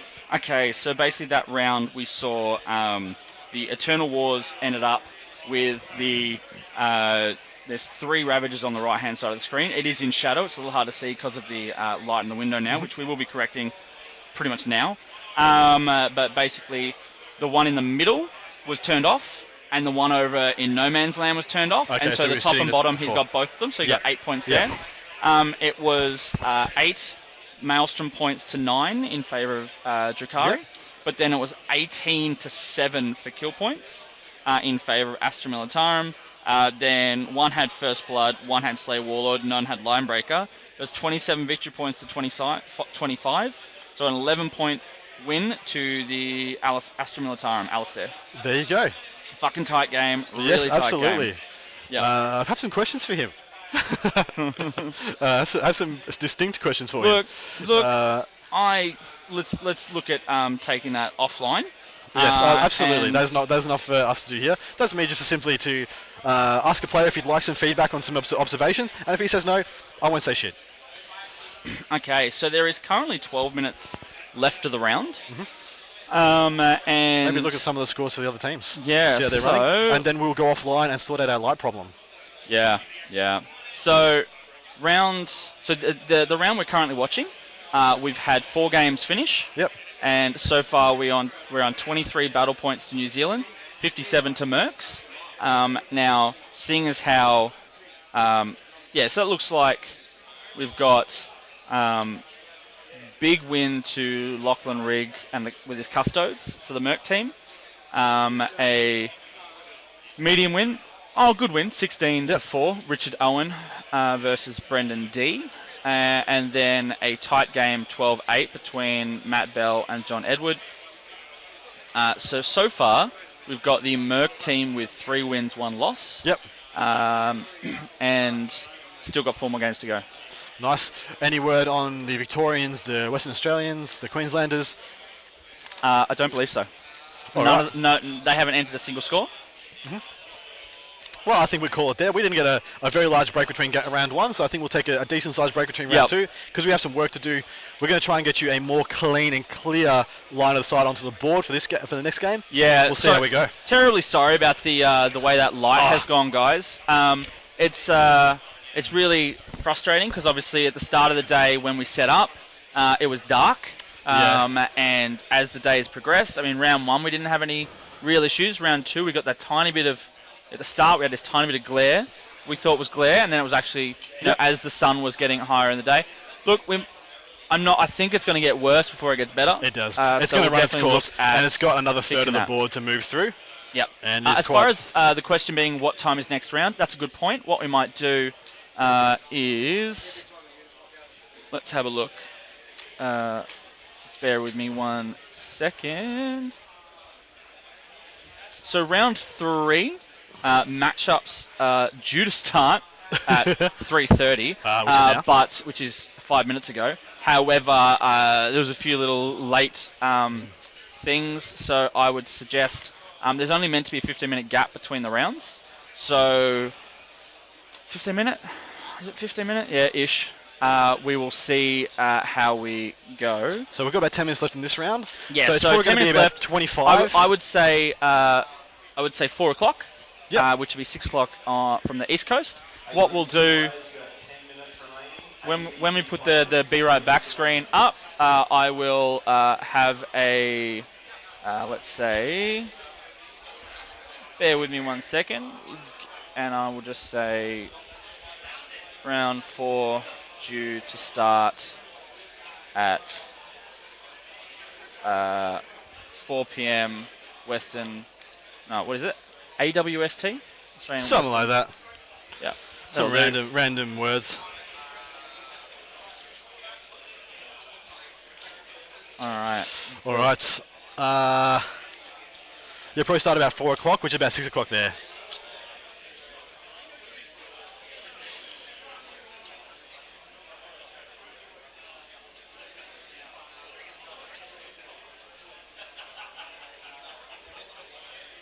All right. So we will catch you guys back in 25 minutes ish. All right. Thanks for watching us. For Thank the you so first much, 2 rounds. The stream will continue. If you want to have a chat, we'll be looking at the questions when we get back. And we will talk to you all on the other side. Peace out. Peace out. See you in half an hour. Yeah. Take care, guys.